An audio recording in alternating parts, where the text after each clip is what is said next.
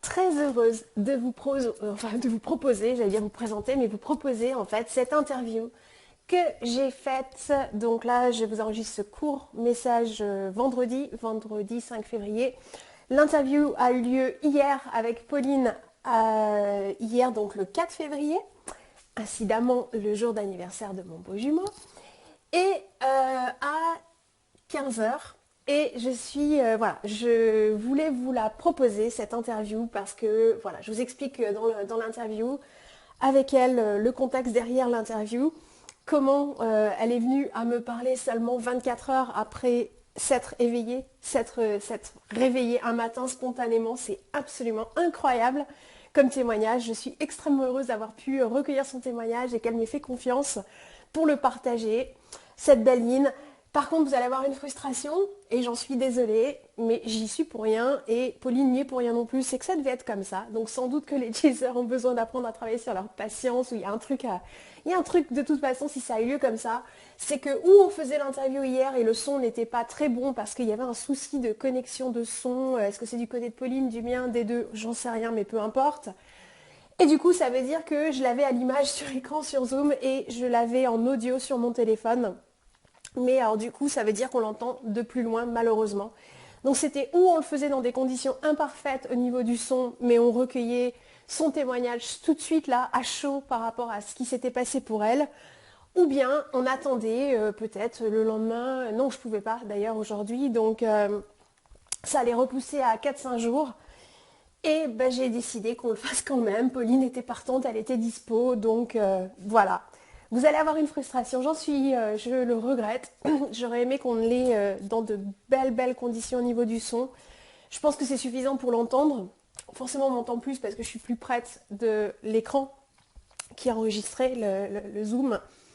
Mais voilà, mais en tout cas, je n'en dis pas plus. Je vous laisse découvrir cette magnifique belle runneuse Yin. Magnifique personne comme Mathieu, enfin une énergie. Moi, je tombe amoureuse littéralement de tous les yin avec cette belle énergie, forcément parce que ça me connecte à la belle énergie de mon beau jumeau.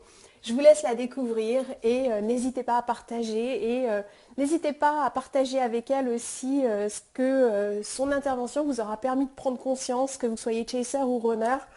Je pense que c'est un cadeau à lui faire parce que elle a offert 1h30 de son temps. Alors elle et moi on a même parlé beaucoup plus longtemps. Mais on a parlé avant, on a parlé après. Mais n'hésitez pas à partager avec elle ce que son courage vous a permis, je ne sais pas, des prises de conscience, un confort, quoi que ce soit. Mais n'hésitez pas à partager les commentaires en dessous de cette vidéo parce que je l'ai invité à aller lire les commentaires dessous parce que je sais que pour Mathieu, ça avait été aussi très intéressant pour lui de découvrir vos commentaires sous son interview. Moi, je pense qu'on peut lui rendre l'appareil. Elle nous a donné de son temps, elle nous a donné de son témoignage, avec humilité, elle a partagé sa belle histoire. Moi, je trouve que ce serait très sympa, pour le coup, de partager avec elle vos retours. Voilà, de cœur à cœur, tout simplement.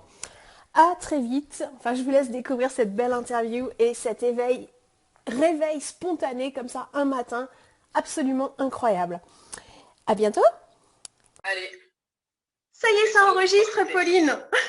Donc, juste pour donner un petit peu de coulisses à nos belles consoeurs flammes jumelles qui vont nous écouter, on vient de galérer pendant 30 minutes pour arriver à se connecter à tout ça, à Zoom et ci et ça. Et avec Mathieu, il y avait déjà eu 20 minutes. Donc, je pense en effet que c'est peut-être cette fameuse connexion dans la communication entre chaser et runner qui nous poursuit en fait. Voilà, record à battre. Exactement, donc là on est en train de faire un petit truc un peu spécial, jeter en audio sur le téléphone, jeter en visio à l'écran, de toute façon les personnes vont t'entendre. Et donc, je donne un minimum de contexte, je vais essayer de ne pas prendre trop de place, mais j'ai tellement envie de te poser plein de questions. Toi et moi, on a eu un premier échange avant-hier ou hier? Oui, hier. Ah, c'était même hier? Ouais, c'était hier, ouais. Et je reçois un magnifique message dans ma boîte email de toi et tu m'expliques, tu es Yin, très nouvellement éveillée depuis 24 heures. 24 heures.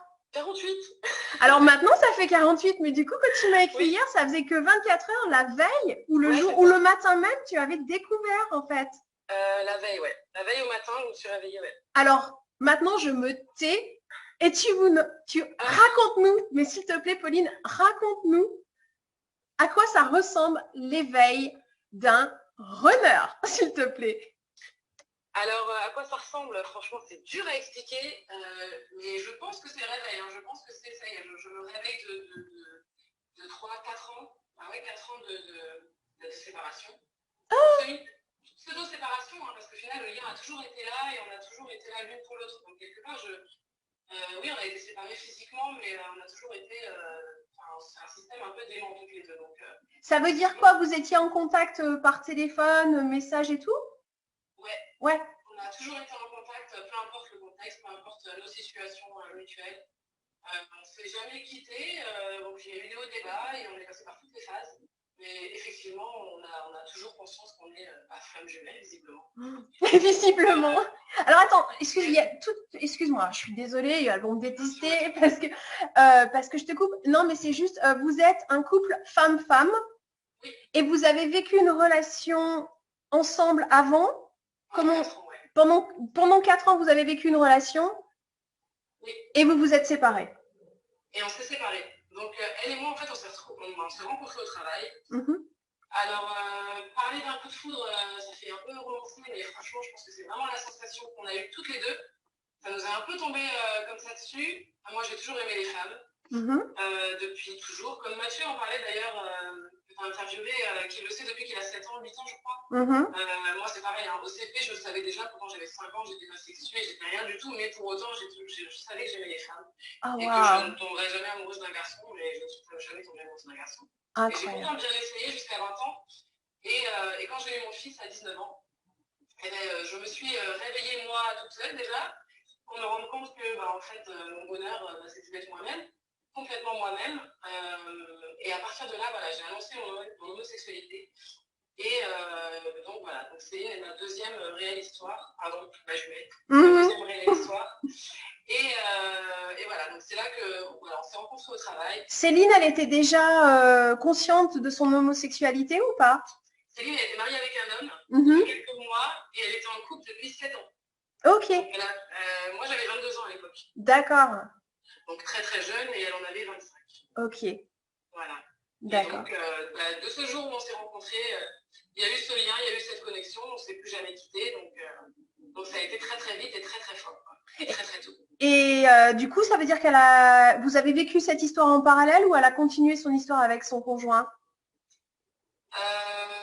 Non, elle s'est séparée très très vite. En fait, au bout d'un mois, alors moi, je ne suis pas du tout allée vers elle dans une démarche amoureuse, sentimentale, même si je ne peux pas dire que j'étais amoureuse des premiers jours, mais je pense que dans les jours qui ont suivi, j'avais conscience que j'étais pleine d'amour pour elle.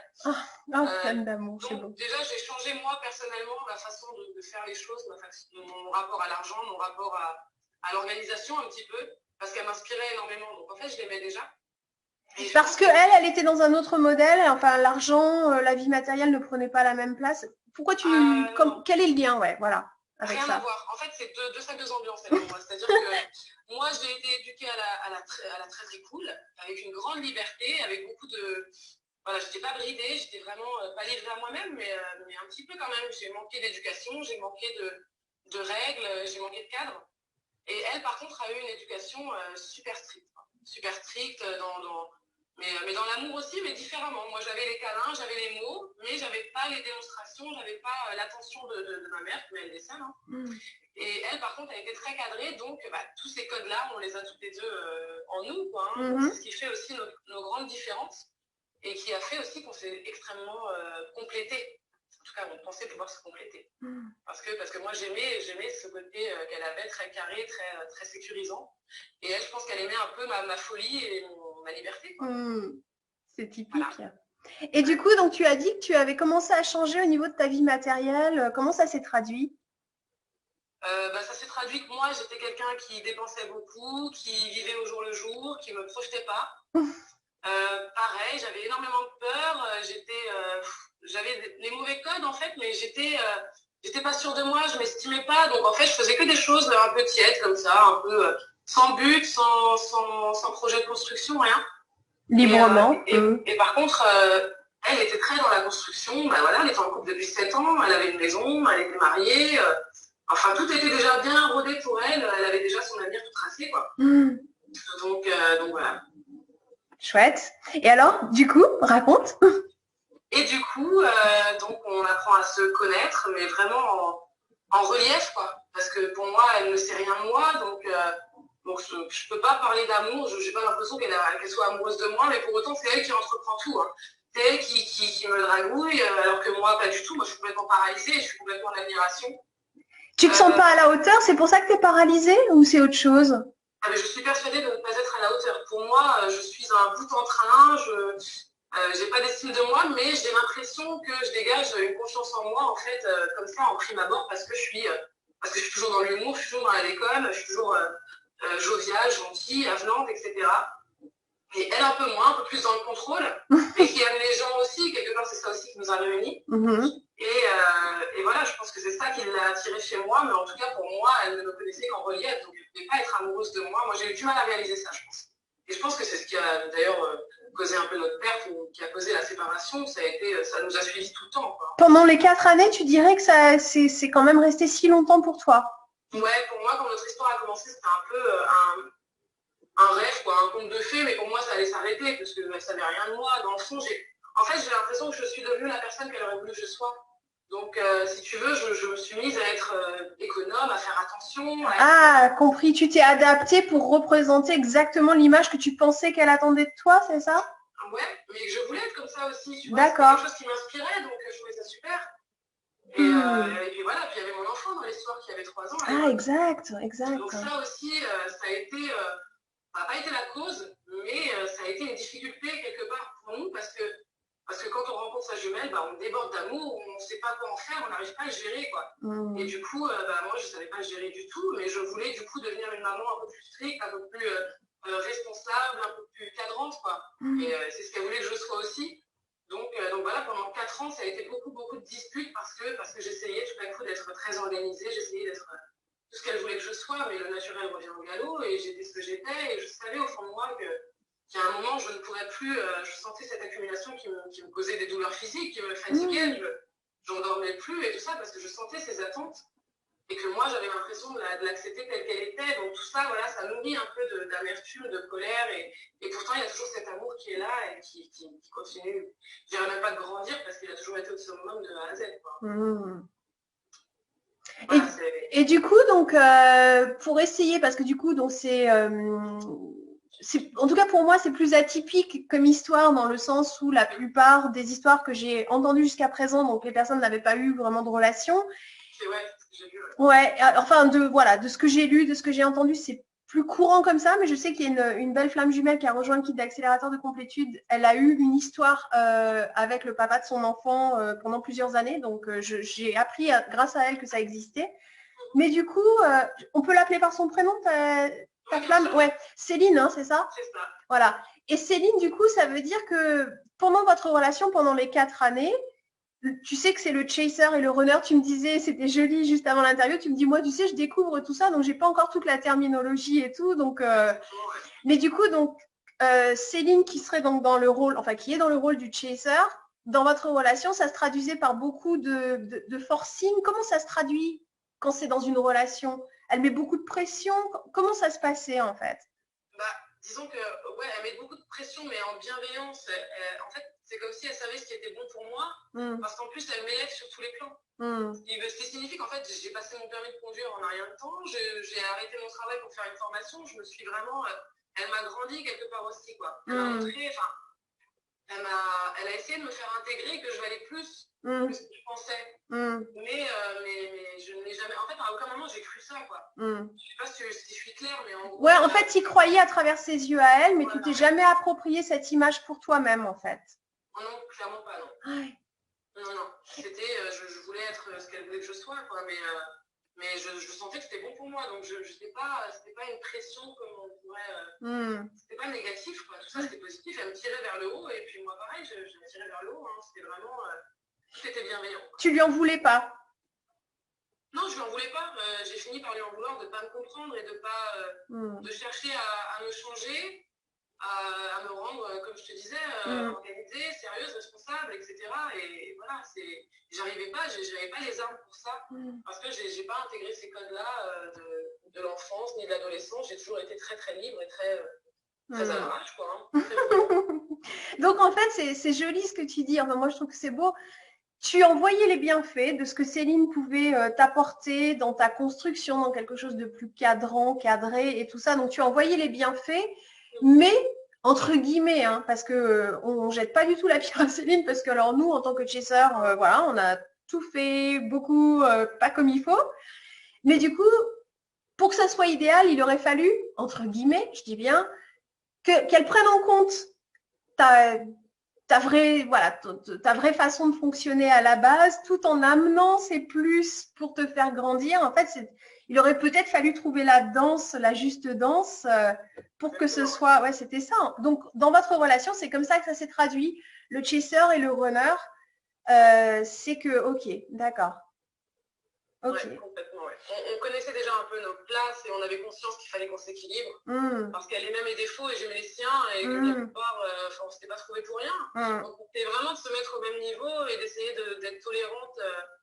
Mais quand c'est en soi et que c'est pas. Ouais, c'est sa nature. Ouais, je pense qu'on a vraiment beau essayer de comprendre et de se plier à quelque chose, mais même pour elle, hein, pour elle, il fallait qu'elle apprenne à vivre de façon plus relâchée, à se laisser un peu porter, à arrêter de paniquer quand elle perdait le contrôle. Et moi, moi, je panique pas quand je perds le contrôle. Moi, je m'y retrouve dans le bazar.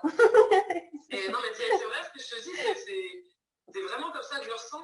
C'est là où on sent la complémentarité, c'est beau en même temps. Exactement. C'est qu'elle mettait de l'ordre dans ma vie et puis moi, je mettais un peu de bazar dans la sienne et on avait besoin de ça, je pense. Un joli bazar avec plus de légèreté, en fait. C'est ce qui nous manque chez nous, chasers, tant qu'on est chaser, en fait. Exactement. Un bazar peut être un bazar organisé. Hein, On va dire légèreté parce que ça fait peur autrement. Oui, c'est ça. Ah, c'est joli. Alors, ok, donc il se passe ça dans la relation pendant 4 ans. Alors là, pour les personnes qui nous écoutent, on n'a pas du tout encore la permission de Céline, mais moi, je t'ai demandé si ça t'embêtait pas de demander à Céline pour qu'on ait justement sa partie à elle de l'histoire. Je trouve que ce serait juste génial si je pouvais l'interviewer. Et donc, tu m'as dit que tu allais lui en parler. Donc, j'espère qu'elle sera d'accord. Ce serait super intéressant de recoller les deux pièces, les deux côtés des pièces du puzzle. Ce serait top, ce serait génial.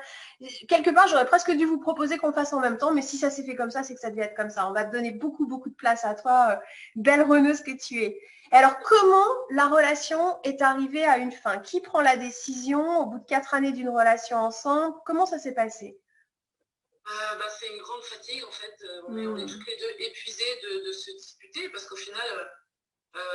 on dit que dans un couple, la passion dure moins d'un an, je crois, hein, mais nous, la passion, elle a duré depuis le début jusqu'à l'après-séparation même. Enfin, on était complètement reliés et on se cherchait tout le temps et on n'était pas dans une pièce plus d'une heure séparément. C'était pas possible, on se suivait. Donc, on était vraiment dépendantes l'une de l'autre. C'est ce que j'allais dire, dépendance affective à ce moment-là, ouais. Complètement. Et donc... moi, j'avais la certitude que de toute façon, on allait me la piquer, qu'on allait me l'emmener bien, bien loin parce que je ne la méritais pas, j'ai généré en fait une grosse jalousie vis-à-vis de son ex-mari aussi, qui lui a offert 7 ans de stabilité, qui lui a offert un mariage, qui lui a donné beaucoup de sécurité en fait. Et tout ça, je n'arrivais pas à lui donner. Donc en fait, moi, c'est pareil, j'ai alimenté cette jalousie et j'étais infecte avec elle. Et à aucun moment, d'ailleurs, elle a réagi violemment, aussi violemment que moi. Parce que moi, j'étais vraiment insupportable à ce niveau-là. Et elle a toujours su me rassurer. En tout cas, elle a toujours essayé de me rassurer, mais d'une façon douce, quoi. Donc, quelque part, on n'est pas raisonnable quand on aime à ce point-là. Et c'est pour ça que la séparation, elle était nécessaire. C'est qu'à un moment, j'étais devenue invivable et elle était devenue invivable pour moi. Et qu'il y avait mon enfant aussi dans tout ça. Donc, sur le plan éducatif, on ne s'y retrouvait pas du tout. Mais même pour mon fils, c'était très compliqué. Oui, parce que forcément, si vous étiez dans deux extrêmes, le petit bonhomme au milieu, bah, du coup, il est tiraillé avec deux modèles, j'imagine, d'éducation. Déjà, et puis il y a tellement d'amour entre elle et moi qu'il n'est pas mis de côté, mais il est au milieu de tout ça et c'est peut-être pas non plus une position facile, je pense. Ah, voilà. J'imagine. Je n'avais pas pensé à ça, ouais. Donc, du coup, tu es en train de nous expliquer justement à quel point la séparation, ça devient vital quand il y a autant de dépendance affective et qu'on n'a pas chacune travaillé là-dessus ou chacune travaillé là-dessus et la place que ça prend. Ah, complètement. Ouais. Je pense que il y a eu l'élément déclencheur pour la séparation, mais en tout cas, de toute façon, sans cet élément-là, pardon, il y aurait eu séparation.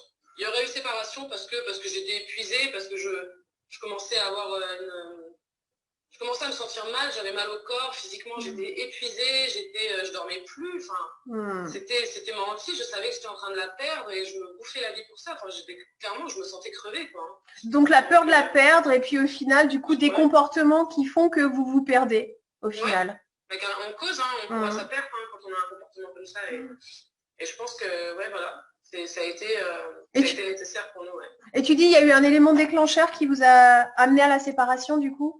Oui, voilà. Donc, moi, Céline, elle m'a connue. Elle a très vite vu qui j'étais. Je suis quelqu'un qui rend toujours service. Je suis quelqu'un qui est toujours attentive aux autres et qui donne beaucoup de sa personne. Donc, si tu veux, moi, mes parents, je me suis toujours, entre guillemets, occupée. Et donc, j'ai toujours eu mes parents sur le dos, très présents dans ma vie. Qui m'ont à des moments fait du mal, hein, surtout ma mère quand j'étais plus jeune et jusqu'à l'âge adulte, jusqu'à ce que je rencontre Céline de toute façon. Hein. Et ça, Céline, ça l'insupportait en fait. Et moi, j'avais du mal à comprendre qu'elle se mêle de ces choses-là. Parce que du coup, j'avais l'impression qu'encore une fois, elle voulait contrôler quelque part mon comportement auprès de mes parents, tout ça, enfin ce que je devais faire, alors que c'était ma nature, c'était comme ça. Mais elle n'avait pas tort, hein. Il fallait que j'apprenne à m'imposer et à vivre pour moi. Mais encore une fois, ça, je l'entendais pas parce que j'étais pas prête encore à ça. Oui, parce que c'était une injonction ou une espèce d'ordre extérieur, alors que toi, à la limite, même si tu envoyais bien fait, tu aurais pu l'accepter à partir du moment où c'était ta décision et que tu faisais ce choix de t'affirmer dans ta relation avec tes parents, j'imagine. Oui, c'est ça. Et puis je savais que c'était pas bon pour moi, mais c'était plus fort que moi. Donc ça aussi, je pouvais pas lui dire ok, je vais faire comme ça, alors que je n'en suis pas capable au fond de moi. On n'est pas toujours maître de son comportement et de ses décisions et de ses ressentis non plus. Donc c'était toujours un peu le même problème. Donc ce qui s'est passé, c'est que ma mère qui vivait à Marseille à cette époque-là est tombée malade. Donc de là, cancer du poumon, stade 3, je crois. Enfin, c'était déjà parti. Et ma mère et Céline s'entendaient vraiment pas du tout parce que Céline, ça lui faisait du mal en fait que ma mère me fasse du mal. Donc quelque part, elle nourrissait ça aussi. Elle avait de la colère envers ma mère et elle voulait que ma mère me laisse tranquille parce que j'étais un peu sous son emprise et que ça lui, enfin, c'était pas possible pour elle, c'était pas acceptable. Donc quand ma mère tombe malade, moi, on laisse la maladie évoluer. Hein, j'essaie à distance de l'aider comme je peux. Et puis à un moment, la maladie évolue au point que voilà, sa vie est en péril, ben voilà, elle est hospitalisée, à tout moment ça peut s'arrêter. Donc moi je dis à Céline clairement, ma mère va venir, quoi, il faut que je m'occupe de ma mère. Et là c'est juste pas possible pour elle que ma mère se retrouve au milieu de notre relation. Donc à partir de là, voilà, je pense qu'on a compris qu'il fallait qu'on arrête là. Et puis elle m'a dit, hein, si ta maman vient, je serai obligée de partir parce que je vais pas pouvoir supporter ça. Donc c'est là qu'en fait a lieu la séparation. Et moi je sais personnellement que je suis obligée d'accepter cette séparation-là, ou de la provoquer peut-être, j'en sais rien, de la proposer. Parce que je sais que s'il arrive quelque chose à ma mère demain, elle va s'en vouloir aussi. Je veux pas qu'elle porte cette culpabilité-là. Je veux pas non plus, moi, la porter en tant que fille qui abandonne sa mère, etc. Donc, tu avais un conflit de loyauté, en fait. Complètement. J'étais coupée en deux. C'est ça. Parce que je ressentais déjà cet amour inconditionnel pour Céline. L'amour inconditionnel, je l'ai pour ma mère, pour mon fils, forcément. Et en fait, je le ressentais pour Céline, mais j'avais l'impression que c'était pas non plus légitime, quoi. J'aimais ma mère depuis 22 ans, j'aimais Céline depuis 4 ans. Donc, pour moi, quelque part, j'ai pesé un peu tout ça et je me suis dit c'était évident qu'il fallait que ta loyauté aille à ta famille, à ta mère et à tout ça. Ouais. Je règle vraiment cette chose-là et on verra plus tard, toi et moi, quoi. Waouh! Ça a dû être affreusement difficile pour toi de faire un tel choix, même si, voilà, j'entends bien comment ça s'est passé. Mais alors, du coup, avec un tel conflit de loyauté, c'est bon, je choisis entre la personne que j'aime, je laisse mes besoins et mes envies de côté par rapport à cette relation, mais j'ai des obligations et des besoins et des envies d'amour aussi pour prendre soin de ma mère. Oui. Ça a dû être terrible. Ouais, mais ça a été une séparation physique au départ, hein, parce qu'on n'était déjà pas prêts à se séparer complètement du jour au lendemain. Donc on avait conscience toutes les deux qu'on allait se séparer physiquement, on allait déménager chacune de son côté, mais on était bien incapables de ne pas se voir, ça c'est clair. D'accord. Ok, donc il y a eu, vous avez continué à vous voir, ok. Voilà, on a continué à se voir. Moi, je la suppliais de revenir. Donc pendant plusieurs mois, pendant presque un an, en fait, j'ai cherché son soutien. J'avais besoin qu'elle m'aide un peu dans ce combat-là, parce que là, je me sentais vraiment toute seule. Tout à coup, j'étais mère célibataire, alors qu'elle était devenue la mère de mon fils. Hein. Encore aujourd'hui, mon fils s'appelle maman, il a 10 ans. Enfin, voilà, c'est d'une logique pour nous, ça a été une évidence. Mais, et j'ai pas eu ce soutien-là. Je me suis vraiment sentie lâchée, quoi. J'ai vraiment senti que, peut-être pour sa protection, peut-être pour son bien-être, aujourd'hui, j'en tiens pas rigueur, mais disons que sur le moment, ouais, je me suis vraiment sentie seule et j'ai tout remis en question. Et puis je me suis dit, bon, bah, c'est que finalement, j'avais raison, elle ne m'aime pas tant que ça et elle est vraiment pas prête à tout pour être avec moi, puisque à la moindre difficulté, elle se sauve. Alors qu'en fait, c'était la énième difficulté qui s'imposait à nous, quoi. Mais elle te l'a expliqué, elle t'a dit, parce que vous aviez toujours des contacts, enfin vous vous voyez toujours à ce moment-là, et elle t'a dit pourquoi elle ne pouvait pas être là pour toi comme tu avais besoin, envie qu'elle soit là? Elle était là pour moi, mais elle ne se projetait plus en fait dans la relation, elle m'en voulait, je pense aussi d'avoir fait ce choix-là quelque part. Ça a dû appuyer sur ce, je sais pas, qu'est-ce que tu as découvert pour l'instant par rapport au parcours de Flamme Jumelle, mais ça a dû appuyer sur sa blessure d'abandon, sans doute possiblement aussi rejet, hein, parce qu'on parle toujours de la blessure d'abandon pour le chaser, mais il y a aussi beaucoup de rejet, donc. Ah oui, carrément, ouais. Ah oui, mais ouais, mais tu étais tiraillée dans un conflit de loyauté et je pense que ce qui s'est passé pour toi, c'est ce qui se passe. En tout cas, moi, ça résonne par rapport à l'histoire de mon beau jumeau, même s'il n'y a pas la maladie, il n'y a pas tout ce que tu as traversé toi, mais cette espèce de loyauté vis-à-vis d'engagement, vis-à-vis de la famille, de se dire, bah voilà, c'est ma famille, mon engagement va à cet endroit et. C'est ça. C'est ça. Céline, elle avait une place très claire, c'était la fille de ses parents avaient leur place aussi et tout était très très clair, quoi. C'est vrai que moi, ma place, ça a été de m'occuper de mon père aussi, hein, quelque part, hein, sans maladie, enfin, au-delà de ça, moi j'ai toujours eu des parents pas dépendants de moi, mais je m'en suis beaucoup occupée, je les ai hébergés, j'ai fait énormément pour mes parents et ça, tout ça, ça dépasse Céline, parce que pour elle, c'est pas mon rôle en fait d'assumer toutes ces choses-là et ça nous empêche aussi dans notre relation. Donc, je suis pas complètement disposée à la relation avec elle, je suis occupée, quoi. Donc tu t'en rendais compte, mais de toute façon, toi, tu n'avais pas le choix en fait. C'était comme ça, c'était normal en fait. C'était une sensation de non-choix, ouais. Ouais. Ok, donc tu te sens abandonnée, en vrai, tu ne te sens pas soutenue comme tu aurais besoin et envie d'être soutenue à ce moment-là par Céline. Ouais. Ça dure 1 an, tu as dit, c'est ça? Ouais, ça a duré presque 1 an, ça. Presque 1 an où je lui cours après, où j'essaye vraiment de la récupérer et où je sens qu'elle est complètement fermée et que tant que j'aurais pas changé, en fait, c'est complètement vain d'essayer d'avoir plus que des moments avec elle, quoi. Clairement, ouais. Donc, c'est comme ça que. Par rapport je fais juste le parallèle par rapport au parcours, parce que du coup, comme voilà, votre histoire, en tout cas pour moi, peut-être que pour beaucoup de personnes, ça va être très facile de remettre les cases. Moi, j'ai juste besoin par rapport au parcours Flamme Jumelle, tu vois, les grandes lignes telles qu'elles sont données. Donc, ça veut dire, OK, vous êtes en phase de séparation. Céline, elle a posé les limites sur ce qui est acceptable et pas acceptable. Donc, quelque part, elle est en train de se mettre au centre de sa vie et de se respecter, de s'aimer inconditionnellement elle-même pour ne plus souffrir. Donc, elle se protège. Du coup, là, il y a ce qu'ils appellent souvent le switch apparemment, où toi qui est dans le rôle à ce moment-là du runner, mais apparemment il y aurait un switch et là c'est toi qui essaies de la récupérer en fait, de la faire revenir dans ta vie. Et du coup, systématiquement, tu as une porte fermée, enfin, comment elle réagit?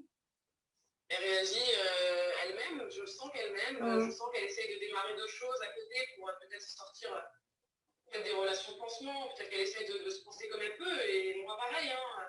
Sauf que moi je vois qu'elle, donc personne d'autre m'attire, jusqu'à ce qu'au bout d'1 an à peu près, je finis par me laisser porter dans une nouvelle relation. Et donc je tombe sur une personne totalement opposée à Céline. Ah oui? Une personne froide, une personne.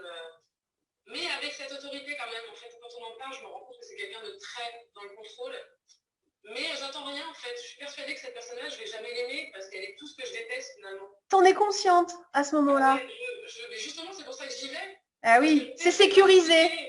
Ah oui, complètement. Là, j'étais à l'abri. J'étais complètement abritée de souffrance parce que j'étais persuadée que je ne tomberais jamais amoureuse d'une personne pareille. Ça, c'était léger, c'était facile, c'était sans engagement. Voilà. Donc, tu l'as fait en conscience, parfaite conscience de te dire, voilà, cette personne, bon, elle est ce qu'elle est. Ah oui, exactement, ouais. Ok. Voilà. Et tu penses que tu comblais peut-être à travers cette relation, enfin je sais pas, hein, peut-être ta dépendance affective, mais du coup, en ayant le minimum, sans gros investissement émotionnel de ta part, et du coup c'était, voilà, ça comblait, ou est-ce que tu crois que c'était pour autre chose, en fait, cette relation? C'était quoi le but de cette relation? C'était une distraction? C'était quoi? Ça a commencé dans l'idée d'une distraction, et en fait, je me suis un peu laissée porter parce qu'il fallait absolument que j'oublie Céline, quoi. Ah oui. J'ai été torturée, et comme disait Mathieu, la fumer un joint, bah, c'est tout ce qui m'aidait à dormir, sinon je dormais plus, donc j'arrivais plus à penser correctement, j'étais complètement, j'étais tiraillée en fait, donc il y a un moment, c'était mon issue, quoi. C'était de me laisser un petit peu aller avec elle, en sachant que je tomberais pas de toute façon aussi amoureuse que je l'étais de Céline. Et tant mieux, j'imagine, dans ta tête. Tant mieux.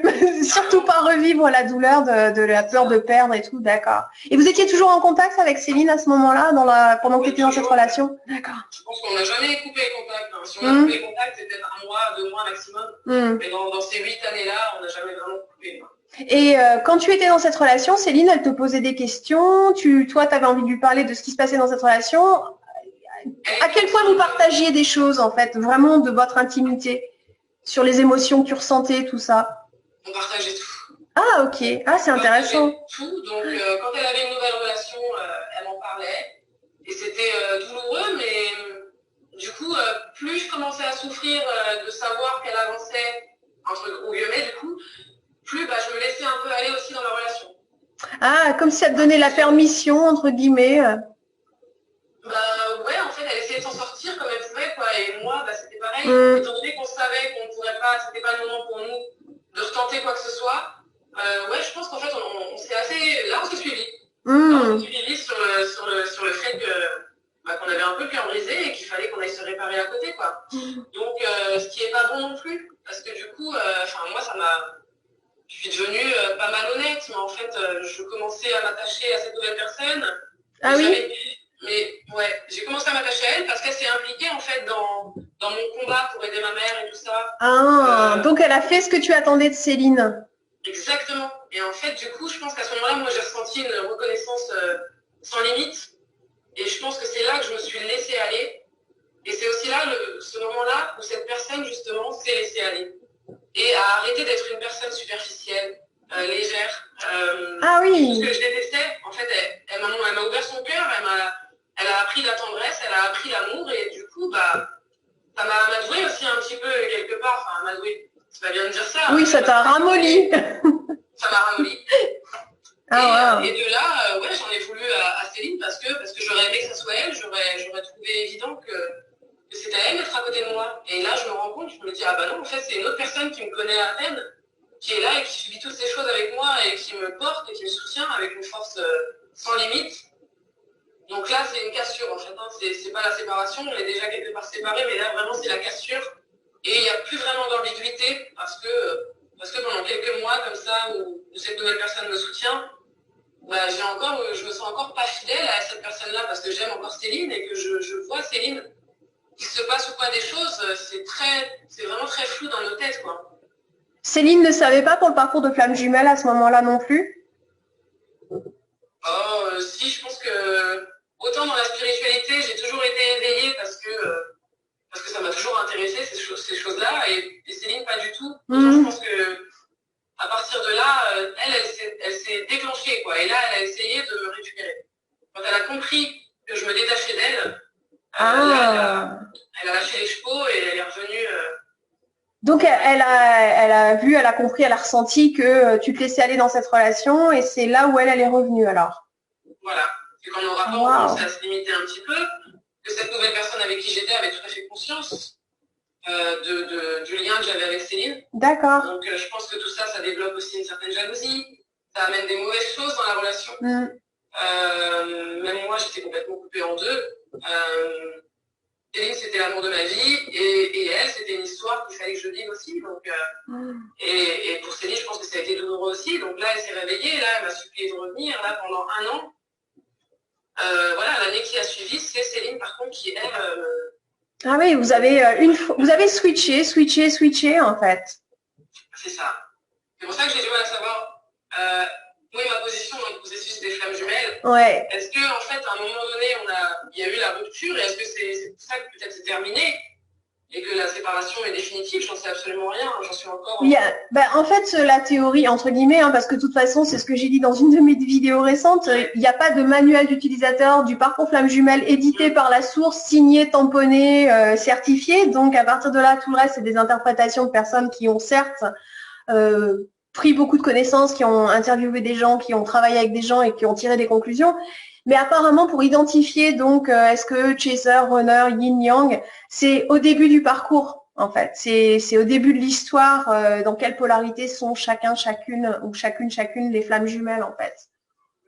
Donc, a priori, oui, après, je suis toujours... ouais, je suis toujours contre le fait de poser cette étiquette parce que je pense qu'il n'y a que la personne qui le sait. Les deux belles flammes jumelles entre elles le savent. Par rapport à ce que tu dis, je trouve que c'est cohérent de vous identifier tel que vous vous êtes identifié avec toi, Yin. Oui, je pense. Ouais, et Céline Chaser. Et par rapport à quand tu es dans cette relation avec cette personne, donc avec cette autre personne, je pense que les belles flammes jumelles vont vouloir savoir, tu l'as déjà un peu dit, mais tu penses beaucoup à Céline, elle est tout le temps là, comment ça se traduit pour toi en fait, Céline qui n'est pas dans ta vie mais qui est clairement dans ta tête et dans ton cœur? Comme je te disais, c'est inconditionnel en fait, c'est là, c'est présent. Tout le temps? Tout le temps. Et il y a juste ce moment, je pense qu'il n'y a pas eu une journée sans que je pense à Céline. Et clairement, et c'est là aussi qu'on vit mal, nous de notre côté, c'est que on sent cette infidélité, quoi, d'être avec quelqu'un et de toujours penser à... Mais avec le temps, en fait, on finit par... ça commence à s'adoucir un petit peu. On pense toujours, mais de façon beaucoup plus relâchée et beaucoup plus cool, quoi. Mais oui, j'ai jamais cessé de penser à Céline, ça c'est certain, ouais. C'est sûr. Et j'allais dire, est-ce que tu travaillais sur toi ou est-ce que tu faisais quelque chose de spécifique pour... on va dire pour ton bien-être à toi, en fait, pour ta complétude, même si tu l'appelais peut-être pas comme ça à ce moment-là. Du fait d'être très spirituel, est-ce que tu avais, je sais pas, comment tu t'aidais à aller bien ou mieux, à part à travers la relation avec cette personne, ou est-ce que tu faisais quelque chose? Le problème, c'est que cette relation avec cette personne m'a complètement bloquée, m'a complètement fermée dans mon évolution, dans justement tout ce que j'essayais d'apprendre. C'est que je dirais pas que je suis tombée sur une personne perverse narcissique, mais je dirais que j'ai été complètement sous emprise de cette personne malgré tout parce que je recevais un cadre qui n'était plus bienveillant, qui n'était plus bon pour moi, à savoir que cette personne finissait par me dire comment je devais m'habiller, par me dire ce que je devais dire, par me dire ce que je devais penser, par me faire détester même Céline à beaucoup de moments parce que Céline essayant de me récupérer, moi n'étant pas tout à fait claire avec Céline parce que je ne pouvais pas être méchante envers elle, je ne pouvais pas être ferme et lui dire sors de ma vie, je ne veux plus jamais, tu n'existes plus, parce que je ne le pensais pas, donc je ne pouvais pas, voilà. Et c'est là que j'ai été très malhonnête parce que je voulais que Céline me laisse tranquille. Mais je voulais qu'elle reste pas trop loin et c'est très égoïste de ma part. Oui, mais bon. En même temps, j'arrivais pas à quitter cette personne-là. Faut pas le juger, ouais. Non, mais voilà, c'est comme ça que j'étais à ce moment-là. C'est comme ça que tu le ressentais. Donc en fait, c'est intéressant parce que du coup, moi, ce que j'entends, c'est les deux façons d'être dans des relations contrôlantes. Autant avec Céline, certes, c'était contrôlant et très cadré, mais tu nous as bien expliqué que tu grandissais, ça te tirait vers le haut, tu envoyais le bienfait. Et donc, quelque part, je pense que c'est ça l'amour inconditionnel, parce que Céline, elle t'aidait, me semble-t-il, en tout cas, c'est mon interprétation, à répondre à tes besoins et à tes envies. Et alors que dans une relation qui serait potentiellement toxique, sans aller jusqu'au terme pervers narcissique, ça, je sais pas, mais en tout cas, une relation qui ne serait pas dans ton intérêt à toi, du coup, là, la personne est contrôlante, mais pas pour répondre à tes besoins et à tes envies à toi, mais plutôt aux siens. Et pour moi, ça, c'est vraiment ce que j'entends comme différence. Ouais. C'est exactement la différence entre les deux. Ouais. Et tu t'en rendais compte ou alors de ce côté contrôlant en prise? Ah oui. Ah ouais, j'en avais conscience, mais dans ma tête, en fait, je méritais ça. Enfin, c'était pas une punition ou quoi que ce soit, mais étant donné que j'avais pas une grande estime de moi, que j'étais pas... Ouais, tu méritais pas mieux. Ouais, c'était pour moi, quoi. Enfin, voilà, il fallait que je la sauve, elle aussi, parce qu'elle était très fermée. Elle était... Moi, c'est ce que je disais. Je disais que t'es handicapé du cœur parce que tu sais pas aimer quelqu'un pour ce qu'il est. Il faut toujours qu'on soit superficiel, il faut toujours voilà, qu'il y ait des artifices autour de tout ce qui se passe dans ta vie et c'est nul, quoi. Vous voulez pas vivre le quotidien.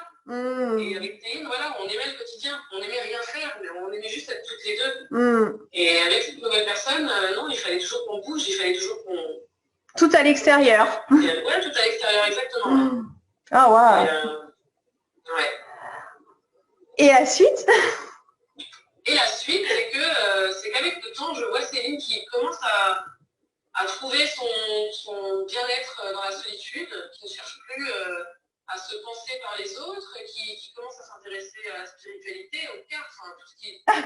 C'est génial. Enfin, je la redécouvre et je me dis, mais moi, t'aimes ça? Enfin, je trouve ça dingue en fait, parce que moi, ça m'a toujours intéressé, mais j'ai jamais fait la démarche. Autant elle, ça ne l'a jamais attiré, quoi. Enfin, elle n'a jamais eu cette curiosité, enfin, je pense pas. Hein. Et tout à coup, elle s'intéresse, elle se fait tirer les cartes, enfin, elle fait de la communication animale, elle fait des choses, mais hyper spirituelles. Ça, c'est le chaser qui se connecte à sa spiritualité, c'est trop beau. Exactement. Et donc là, ça m'inspire, quoi. Ah. Ça m'inspire et je suis fière d'elle aussi, et je trouve qu'elle a fait du chemin, et je trouve ça super parce qu'elle s'apaise. Et parce que comme elle me dit maintenant, elle n'est plus dans le contrôle, elle panique plus à l'idée de perdre ce contrôle-là. Et ça fait le temps, et c'était son moteur, quoi. Elle s'est rassurée à l'intérieur. Mais complètement, ouais. Et puis je l'ai trouvée apaisée, je l'ai trouvée... alors que moi, j'étais dans la phase où je commençais vraiment à être déprogrammée.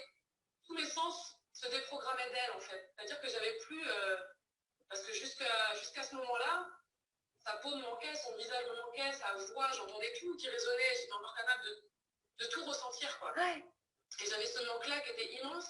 Et ce manque-là, en fait, ça y est, il commençait à me quitter. Et donc, j'avais l'impression que mes sentiments m'abandonnaient aussi, quoi. Et alors que c'était la dépendance affective que tu étais en train de lâcher. Exactement. Ah, c'est beau, c'est beau. Et du coup, c'est ça qui m'a inspirée chez elle et qui a fait que j'y suis retournée. Sauf que j'y suis retournée, mais je n'y étais pas prête. Et elle était prête, je crois. Enfin, elle semblait prête. Après coup, je pense qu'elle n'était pas non plus. Parce qu'elle était en train de découvrir tout ça, elle était en train d'un nouveau bonheur pour elle, donc elle était dans l'apprentissage. Elle était au début de sa complétude, sans doute, si je fais le parallèle avec le parcours flamme jumelle, apparemment. Et juste petit contexte, tu étais toujours avec cette personne ou pas? Ouais, d'accord. Ouais. Donc voilà. Donc face à ça, je vois ça, je passe quelques soirées avec elle, je discute un petit peu avec elle et tout ça, et en fait, je ne retombe pas en amour parce que j'ai jamais cessé d'aimer. J'avais perdu ce désir pour elle, hein, mais d'ailleurs, je ne l'ai même pas encore retrouvé jusqu'à présent, pour être honnête avec toi. Ouais, tu t'es déconnecté apparemment de tes sens. D'accord, waouh, ok. Mais cette connexion, en fait, je sais pas, tout à coup, elle m'attirait parce qu'elle était apaisée comme je voulais qu'elle soit au départ. Quoi. Donc, je me suis dit, mais ça y est, on a tout pour être heureuse. Donc moi, j'ai tout lâché. Ah j'ai oui. lâché cette vie que j'avais entamée. Et puis, je lui ai dit, reprenons, quoi. Combien de temps de relation tu as eu avec cette autre personne?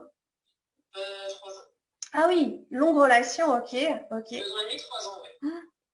Et donc là, ça faisait à peu près 1 an et demi que j'étais avec cette personne. Hein. Quand je vois Céline qui commence à s'épanouir et qui du coup me réinspire à nouveau et je me sens beaucoup plus apaisée. Donc je quitte tout et on part toutes les deux, on part en vacances avec mon fils, etc. Ah wow, ok. Et là, je me rends compte que j'ai fait la plus grosse connerie du parcours, certainement. C'est-à-dire? C'est que j'ai lâché précipitamment quelque chose dans lequel c'était une personne pour qui j'avais des sentiments. Donc c'est pareil, je ne m'étais pas encore défaite de tout ça. Céline, je pense qu'elle était déjà prête à me recevoir.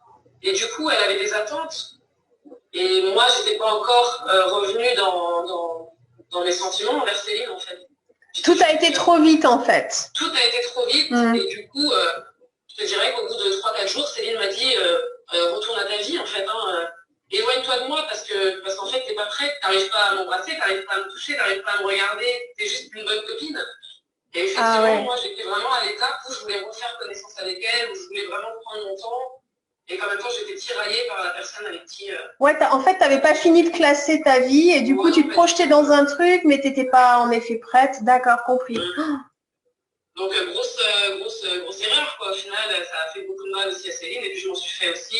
J'en ai fait à la personne avec qui j'étais. Donc, voilà, ça a été encore une autre cassure. C'est bien ce que tu nous expliques parce que je pense que, surtout les chasers, hein, pendant très longtemps, on est dans l'attente et puis on aimerait que ça aille vite et puis on aimerait que dès qu'on a un signe d'espoir, de se dire, bah ça y est, notre beau runner, notre belle runneuse, ça y est, ils ont fait un pas et tout, on voudrait que ça aille vite. Et là, ce qui est bien, moi, ce que j'entends avec ce que tu nous expliques, c'est justement, en effet, il faut vraiment que chacun se donne le temps de digérer, de faire ses étapes les unes après les autres. Et oui, il peut y avoir amélioration, mais ça ne veut pas dire que les personnes sont prêtes à se retrouver ou à être en réunion.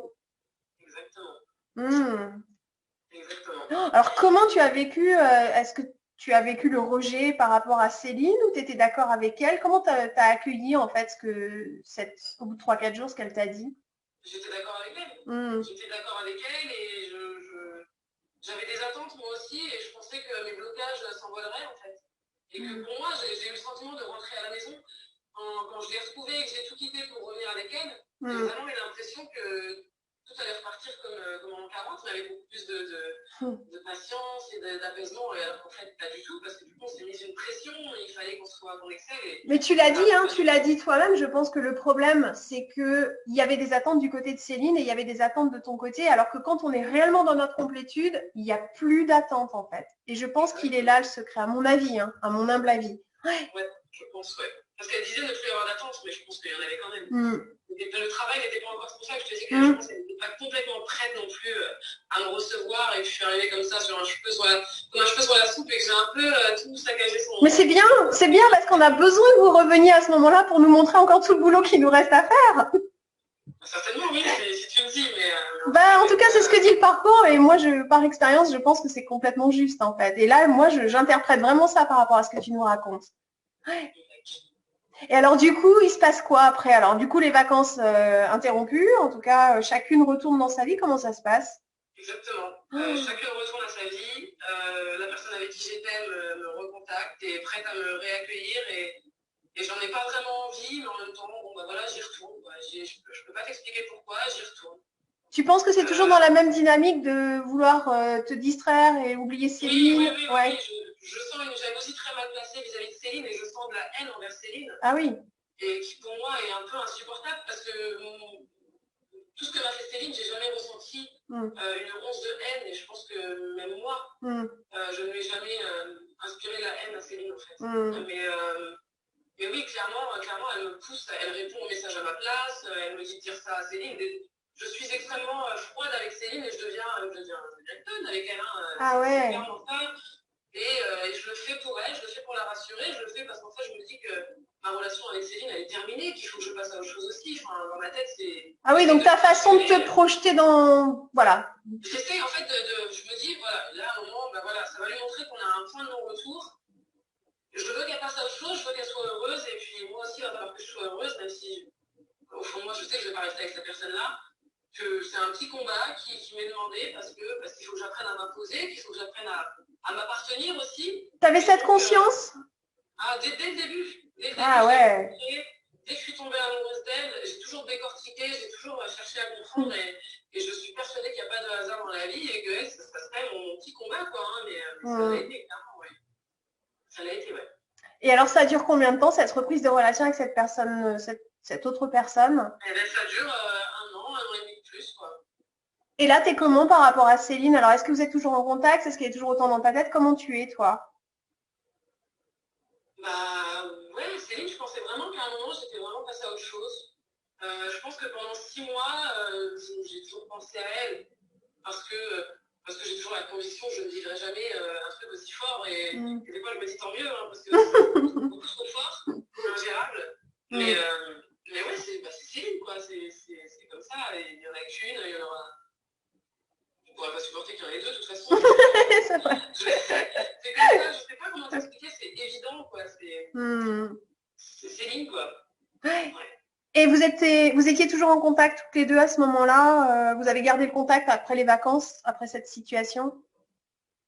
Ben ouais, parce qu'elle m'a encore montré un exemple de pardon, elle m'a encore montré un exemple de résilience. Et c'est ce que je t'ai dit, je t'avais envoyé un mail et je t'ai dit, franchement, vous méfiez ça. Enfin, voilà, vous êtes tellement un bon exemple d'amour et Enfin, voilà, vous êtes un exemple tout court parce que moi, elle m'a bluffé. Je me suis dit à quel moment on peut m'aimer autant. J'ai fait tellement de mal, j'ai tellement Oh, été tu dure me avec mets les moi. larmes aux yeux. C'est trop beau ce que tu dis. Mais parce que c'est vrai. Et moi, je me le suis pardonné, mais je me le suis pardonné il y a 5 minutes, quoi, il y a 48 heures. Donc tout ça, ça me tombe dessus et je suis moi aussi en résilience et je suis moi aussi en train de me rendre compte que pendant 3 ans, j'ai pas perdu mon temps, c'était à faire. Mais j'ai donné pour quelqu'un qui ne méritait pas que je donne. Alors justement, là, tu nous amènes à l'éveil. Est-ce qu'il y a autre chose que, avant qu'on arrive à cette partie d'éveil il y a 48 heures, est-ce qu'il y a autre chose que tu penses qui a été important dans ce qui s'est passé entre Céline et toi ou avec même cette autre personne qui a eu un impact sur la suite? Ouais, parce que pendant un an et demi, j'ai continué ma relation avec cette personne-là. Et je revenais régulièrement vers Céline, ou en tout cas, des fois j'envoyais des messages à Céline parce que je voulais une réponse, je voulais juste rentrer en contact avec elle, donc j'envoyais des messages très futiles. Et quand c'était futile, elle ne me répondait pas, quoi. Ah bah oui, normal, tu avais ton masque, belle reneuse. Exactement. Et elle avait posé la limite. Elle avait posé la limite, et elle a posé depuis longtemps la limite, mais c'est vrai que... Et ouais, je ne sais pas comment dire ça, mais oui, je pense qu'elle a eu son rôle quand même pendant un an et demi, parce qu'elle m'a laissé galérer. Elle m'a dit à un moment, elle m'a fait comprendre, mais démerde-toi en fait, t'es dans une relation pourrie, toxique, et tu te fais du mal avec cette personne-là. Je te l'ai dit 50 000 fois. Maintenant, débrouille-toi, quoi. Si tu peux pas te prendre en main et que t'es pas capable de savoir que ça te rendra pas heureuse et qu'au contraire, ça va t'alléger, c'est ton problème. Maintenant, t'es grande, tu gères, mais moi, je ne peux plus supporter ça, quoi. Va au bout de ton histoire, en fait. C'est vraiment ce que je dis dans mes vidéos et c'est ce que la décision que j'ai prise, c'est tant pis, même si tu dois te faire mal, j'ai pas envie de te voir te faire mal, mais va au bout de ton truc. C'est ça, parce que moi, je cherchais à ce qu'elle me rassure. Et parce que 1000 fois, elle m'a dit, tu devrais arrêter. Et moi, 1000 fois, je me suis dit, oui, elle me dit ça, mais peut-être qu'elle dit ça pour me récupérer aussi. J'avais toujours cette sensation-là. Elle me montrait toujours l'exemple d'amour, encore une fois, et que du coup, j'avais l'impression que c'était intéressé, alors que au jour d'aujourd'hui, j'ai pleinement conscience que ce n'est plus intéressé. Mais sur le moment, je voyais encore ce petit vice-là de peut-être me manipuler, mais en tout amour, il n'y a pas de problème, mais voilà. Donc, à un moment, je me suis débrouillée toute seule et puis je suis tombée bien bas parce que j'ai compris qu'en fait, elle avait raison depuis le début. Et ça aussi, ça tape dans l'ego parce que tu te dis, mince, quoi, elle avait encore raison depuis le début. Je me bagarre contre elle pour qu'elle arrête de me contrôler, pour qu'elle arrête de me dire ce que je dois faire. Et évidemment qu'elle avait raison. Et c'est bien. Ouais, mais il fallait que tu te rendes compte toi-même. Exactement, ouais, il fallait que ça soit mon travail à faire, quoi.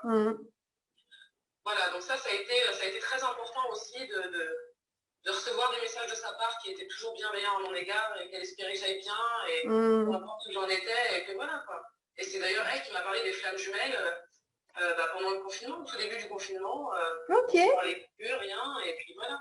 Elle a abordé ce sujet-là, mais sans attente, sans rien. Elle m'a juste semé la petite graine comme ça. Et alors comment tu l'as accueillie, cette petite graine? J'ai lu l'article et puis je lui ai dit, c'est nous, quoi. Et j'ai lu l'article sur les flammes jumelles, je me suis reconnue, je l'ai reconnue. Et puis je lui ai dit, oui, c'est nous. Et elle me dit, tu crois, t'es sûre? Et je pense que là encore, elle me taquine, elle cherche à m'éveiller gentiment, à accélérer un peu mon processus de prise de conscience, ouais, belle jumelle, chaser. Ça fait quand même presque un an. C'est ce que j'allais dire. Mais non, mais vous êtes trop beaux, vous êtes trop belles. C'est voilà, vous avez votre rythme, et c'est ça qu'on doit apprendre nous aussi. Ouais. Donc voilà. Et puis à ce moment-là, elle me dit, oui, je nous y retrouve, mais je pense que c'est terminé. Je pense qu'on a loupé le coche, quoi. Ah ouais? Et moi, je lui réponds que non, parce que de toute façon, on se remettra ensemble. Enfin voilà, c'est pas un problème, quoi. T'as cette conviction à ce moment-là? Ah oui, mais je lui dis, en fait, c'est on est en toute transparence. Je pense que jamais protégé l'une de l'autre. Donc, moi, je lui ai dit, je suis persuadée qu'on se récupérera. Et c'est comme ça, c'est un fait, en fait. On se retrouvera, mais on n'est juste pas prêt, c'est pas le moment. Et elle me dit, non, je pense pas. Tu verras. Donc, tu vois, quelque part, j'ai des convictions que le président peut avoir, mais... Ah, c'est trop beau, ça. C'est trop beau. Alors, ok, confinement. Donc, tu es toujours au moment du premier confinement dans ta relation avec cette autre personne? J'en sors. T'en sors. Ok. Ouais. Ok. J'en sors pile poil. En tout cas, je déménage. Qu'est-ce qui t'en fait sortir? Parce que la prise de conscience par rapport à la relation, entre guillemets, toxique, ou en tout cas que cette personne, voilà, ne te fait pas grandir, on va dire ça comme ça. Pourquoi le déclic, en fait? Qu'est-ce qui fait qu'à un moment donné, tu dis stop? Le confinement, je pense. Oui, une grosse dose de beignet dans ta situation. Exactement. Bah, moi, j'appréhende le confinement avec beaucoup de sérénité. D'accord. On va avoir les enfants à la maison, puisqu'elle a 2 enfants, j'en ai un. Ok. On va tout vivre ensemble, on va être vraiment... ça va être super, quoi. On va être entre 4 murs, on va devoir se supporter. D'accord. C'est là qu'on va apprendre à se connaître. Fini les sorties, fini le superficiel. Ah, compris. Tu vois?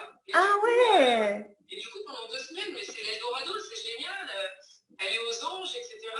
Et au bout de 2 semaines, bah, elle s'emmerde, quoi. Elle s'emmerde et puis elle me fait des crises de jalousie parce que je discute avec une voisine qui a 30 ans de plus que moi. Enfin, voilà, c'est vraiment... et là, ça a été... elle a été violente envers moi, ouais, ça m'avait frappé ce jour-là. Ah, quand même. Parce que j'avais évoqué auparavant avec cette voisine-là, ma relation avec elle, etc.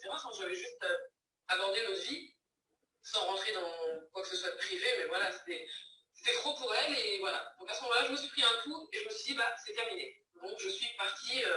Le lendemain, j'étais partie et c'était fini. Donc la violence psychologique n'avait pas suffi, en tout cas, t'arrivais à l'encaisser, mais par contre là c'était le coup de trop parce que là du coup c'est carrément passé à quelque chose de physique en plus.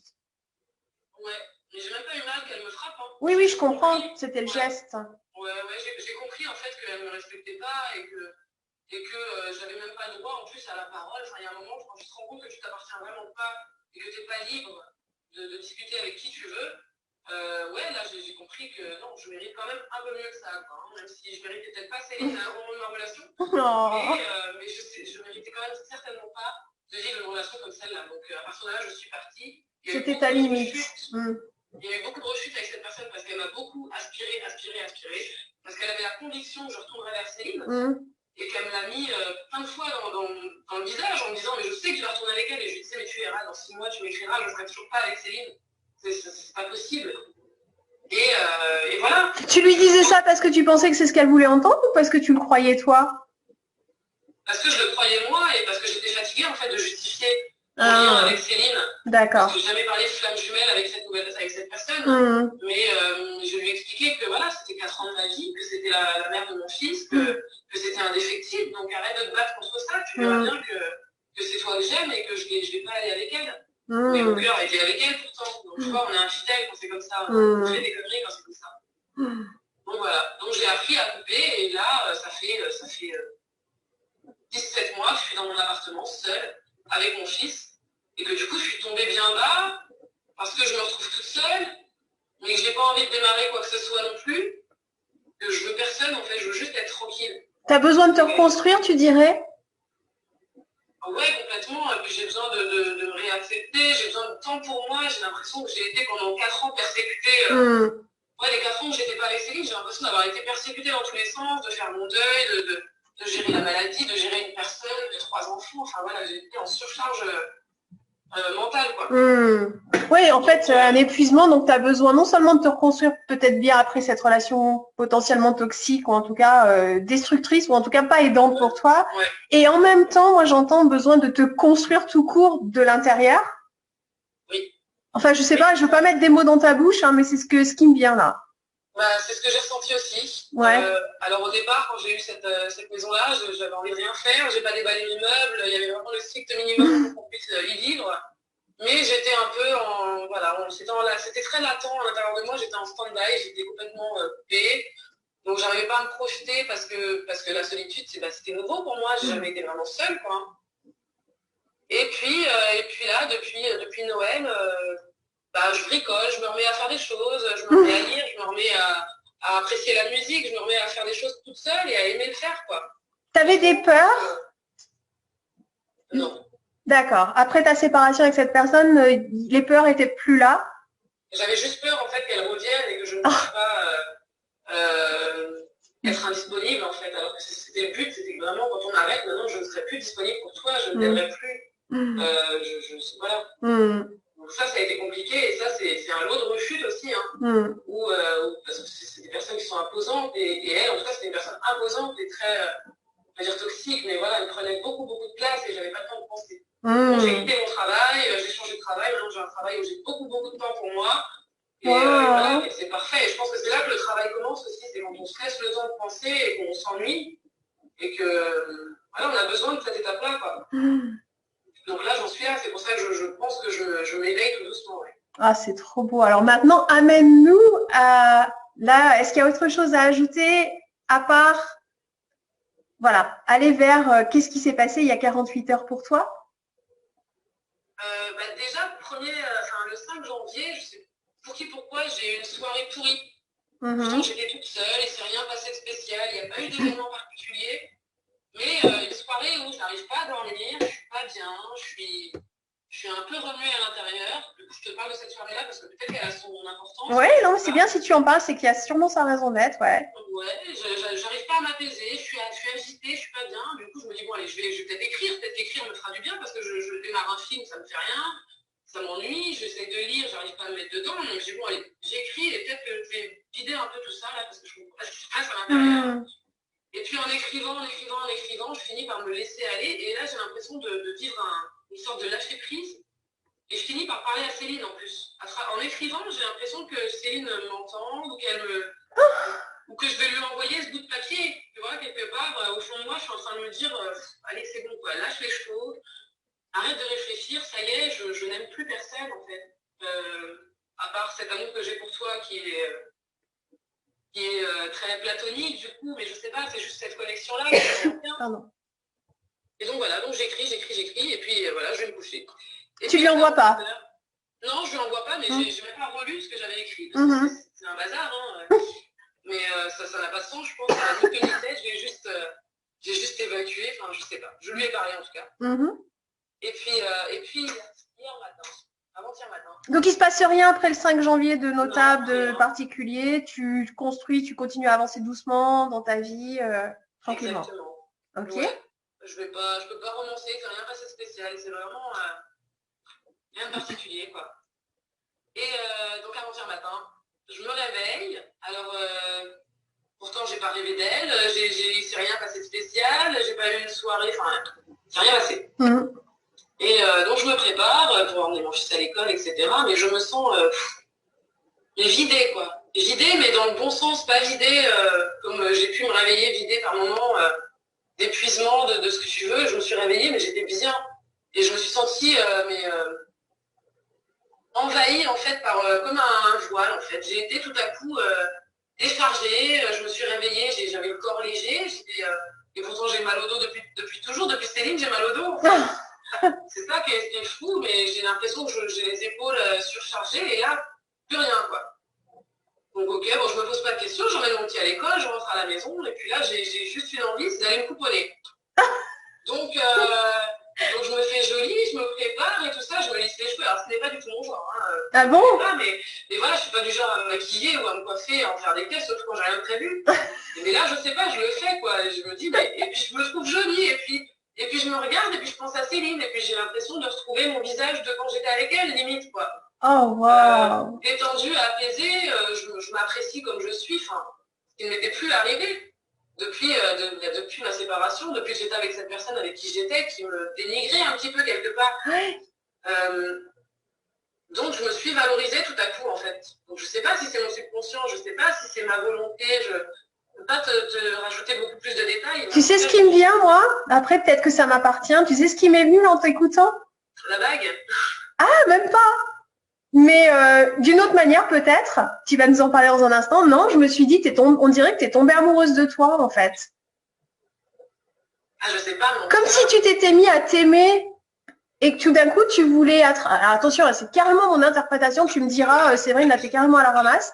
Comme si tout d'un coup tu voulais créer à l'extérieur en te pouponnant, te faisant belle, comme si à l'extérieur, ce que tu avais envie de voir, ce que tu ressentais à l'intérieur.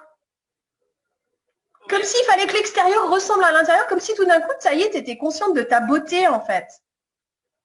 Bah ouais, peut-être. J'en sais rien, hein, c'est ce qui me vient, mais... Ouais, t'as raison, mais en tout cas, ce que je peux te dire, c'est que je n'ai pensé à partir de là qu'à Céline, quoi. Mais sans désir, hein, attention. Ouais. Sans attrait, sans attirance, j'ai pas toute cette dynamisme encore. Mais en fait, si je la revoyais là, je pense que je suis encore en train de me surveiller parce que je suis même pas sûre que je n'arrive même pas à savoir encore si physiquement je vais avoir une attraction qui va se passer et tout ça. Mais en tout cas, ce que je peux te dire, c'est que depuis, comme je t'ai expliqué, j'ai couru à ma bagnole pour aller chercher mon sac. Et pourquoi et la bague de Céline est restée dans une pochette de mon sac, elle me suit partout où je vais. Et j'ai décroché ma vieille bague pour mettre celle-là. Et voilà, je ne peux pas te dire encore que je vais aller vers elle. Je lui ai expliqué où j'en étais. Elle l'a très bien accueilli et pourtant, elle a commencé une vie. Elle avait quelqu'un depuis 1 an, elle vient d'emménager avec. Enfin, ah oui. Mais je suis même pas précipitée, je suis même pas impatiente, je suis même pas tendue vis-à-vis de ça. T'as plus peur? Bah ouais, c'est ça, j'ai plus peur et maintenant je me dis que c'est à mon tour de lui laisser le temps de vivre ce qu'elle a à vivre. T'es tombée dans ta complétude, Pauline. Hein. Ah bah écoute. T'as glissé, t'es tombée dedans en fait. Ah peut-être, mais je me surveille encore une fois, j'ai peur que tout ça retombe. Ah, pourquoi tu dis ça? Qu'est-ce qui te fait... Pourquoi cette peur? C'est trop nouveau? Bah ouais, ça me chamboule en fait, je suis complètement bouleversée de ressentir ça soudain. Enfin voilà, je suis en train de revoir ces photos, je suis en train de la regarder, finalement... tu te reconnectes à elle en fait. Pardon? On dirait que tu te reconnectes à elle à travers tous tes sens en fait, doucement. Bah ouais. Bah, c'est vraiment la sensation que j'ai. Et du coup, elle-même m'envoie des messages pour me dire pas grand-chose, quoi. Tu vois ce que je veux dire? Donc, enfin, voilà. Là, elle veut me rendre un pull qu'elle a gardé depuis, qui était à elle et que j'adorais, mais tu le veux, mon pull? Pourquoi tu me proposes ton pull? Voilà. Et comment tu les accueilles, ces messages? Tu te dis quoi? Comment tu les accueilles? Bah là, je fais attention parce que je veux pas l'abîmer. Je me suis jurée qu'après ce que j'avais fait la dernière fois, à savoir de retourner quand elle a trouvé sa complétude et au final elle s'est ramassée, c'était nécessaire comme tu me l'as dit, hein, mais voilà, je veux plus maintenant l'abîmer, donc maintenant je vais la laisser tranquille, je vais la laisser gérer les choses. Moi j'ai amorcé, je lui ai expliqué ce que je ressentais. Elle m'a dit clairement qu'elle était chaser, pas de problème. Je suis heureuse. Hein. Oui, voilà, je crois que oui. J'ai complètement conscience, mais je vais courir, hein, je vais galérer, mais je vais y arriver. mais voilà, maintenant, je lui fais comprendre que je ne vais pas te persécuter, je ne vais pas t'embêter, prends ton temps, vis ce que tu as à vivre. Et tu es OK avec ça? En tout cas, pour l'instant, moi qui ai toujours été d'une jalousie maladive envers elle, ça ne me fait rien du tout parce que j'ai cette sensation que de toute façon... des connexions comme ça, il n'y en a pas 100 000, quoi. Ouais. C'est elle et moi, point barre. Et voilà, je suis détachée de ça, mais ouais, là, d'un coup, elle me manque. Je regarde ses photos, je la suis, je m'intéresse tout à coup à elle, j'ai envie de redevenir ce que j'étais. Parce que finalement, ce que j'étais allait très bien.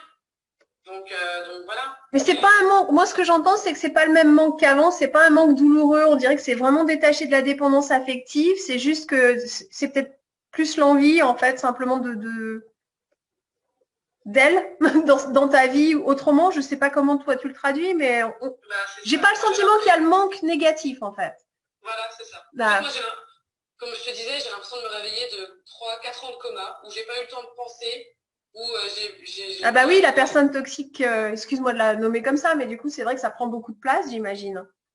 Ben ouais, du coup, j'ai vraiment pas pris le temps de penser à tout ça et du coup, j'étais un peu triste ce matin-là où je me suis réveillée, même si c'est de la tristesse, j'étais partagée parce que je me suis dit, mais qu'est-ce qui s'est passé, quoi? Mais qu'est-ce que j'ai fait pendant 3-4 ans? Mais non, mais c'est vraiment ça que j'ai ressenti. C'est que je me suis dit, mais non, mais là, je veux rentrer chez nous, quoi. J'ai juste envie qu'on reprenne les choses, mais j'ai aussi envie d'être, tu sais, de retrouver cette attirance que j'avais pour elle. Et ça, je sais pas si je l'ai. J'ai l'impression que ça me vient tout doucement, mais je suis pas encore au point où j'ai envie d'elle. Je suis pas encore là. Je veux juste, voilà, qu'on se voit, quoi. J'ai comme l'impression que c'est vraiment, enfin moi, c'est mon interprétation, mais tu sais, on parle, je sais pas si tu as déjà lu ça par rapport à la théorie des flammes jumelles. Le bouton on-off des runners, donc il y aurait cette capacité à se déconnecter ou en passant par des substances ou par des distractions ou notamment aussi par une relation, à se déconnecter à un point. Donc déjà, moi, je ne savais pas que ça pouvait aller jusque-là. Et c'est comme si j'avais l'impression que tu étais en train de réallumer toutes les petites parties de toi, en fait, les unes après les autres. C'est exactement ce que je ressens. Ouais. Ah ouais, c'est ça? J'ai l'impression de me réaccaparer ma personne, ouais, c'est ça, de me retrouver ma liberté. Ouais. Et cette liberté elle me laissait finalement. À côté de ce que je vivais, Céline, elle me laissait totalement libre. Hein. C'est juste qu'elle voulait que j'ajuste un petit peu des choses qui ne convenaient pas et qui n'allaient pas, mais elle avait raison, c'est juste que je n'étais pas prête. Aujourd'hui, maintenant que je suis prête, je me sens tout à fait libérée et je sens que c'est naturel, que ça y est, enfin, je suis prête à faire des efforts. Voilà, ce ne sera plus des efforts en fait. Mais je suis prête à la comprendre et à vivre quelque chose, quoi. C'est magnifique. Mais c'est clair que s'il devait y avoir de réunion et tout ça, je pense que ça prendrait beaucoup de temps. Qu'est-ce qui te fait dire ça? Je sais pas. Je pense que j'ai du mal à imaginer qu'on va repartir comme en l'an 40. En fait, moi, tout ce que j'ai envie, c'est de refaire connaissance avec elle, parce que je sais qu'elle a énormément changé, et qu'elle a bien changé et que c'est bon, et que je m'en fous, hein, quelle qu'elle soit, qu'elle ait développé des défauts ou perdure sur des qualités, j'en ai absolument rien à faire. Moi, je connais le fond de son cœur et je connais le fond de son âme, et j'ai pas besoin, j'ai pas de critères en amour. Je sais que elle peut être ce qu'elle veut. Hein. C'est ça qui est beau chez vous. Tu sais, tout à l'heure, tu disais par rapport au chaser, par rapport à l'amour qui émane de nous et cette capacité de pardon. Mais je crois que vous vous rendez pas compte. Après, je sais pas si c'est vrai pour toutes les relations, mais moi, c'est ce que je trouve super beau chez vous, c'est que quelque part, cet amour inconditionnel, je trouve que vous y êtes beaucoup plus connectés que nous dès le départ. Parce que moi, je sais qu'il y a une phrase qui représente pour moi beaucoup les yin, c'est que vous êtes tellement dans une acceptation inconditionnelle de nous, c'est que vous n'avez même pas besoin de comprendre, c'est que on doit avoir nos raisons pour être comme on est.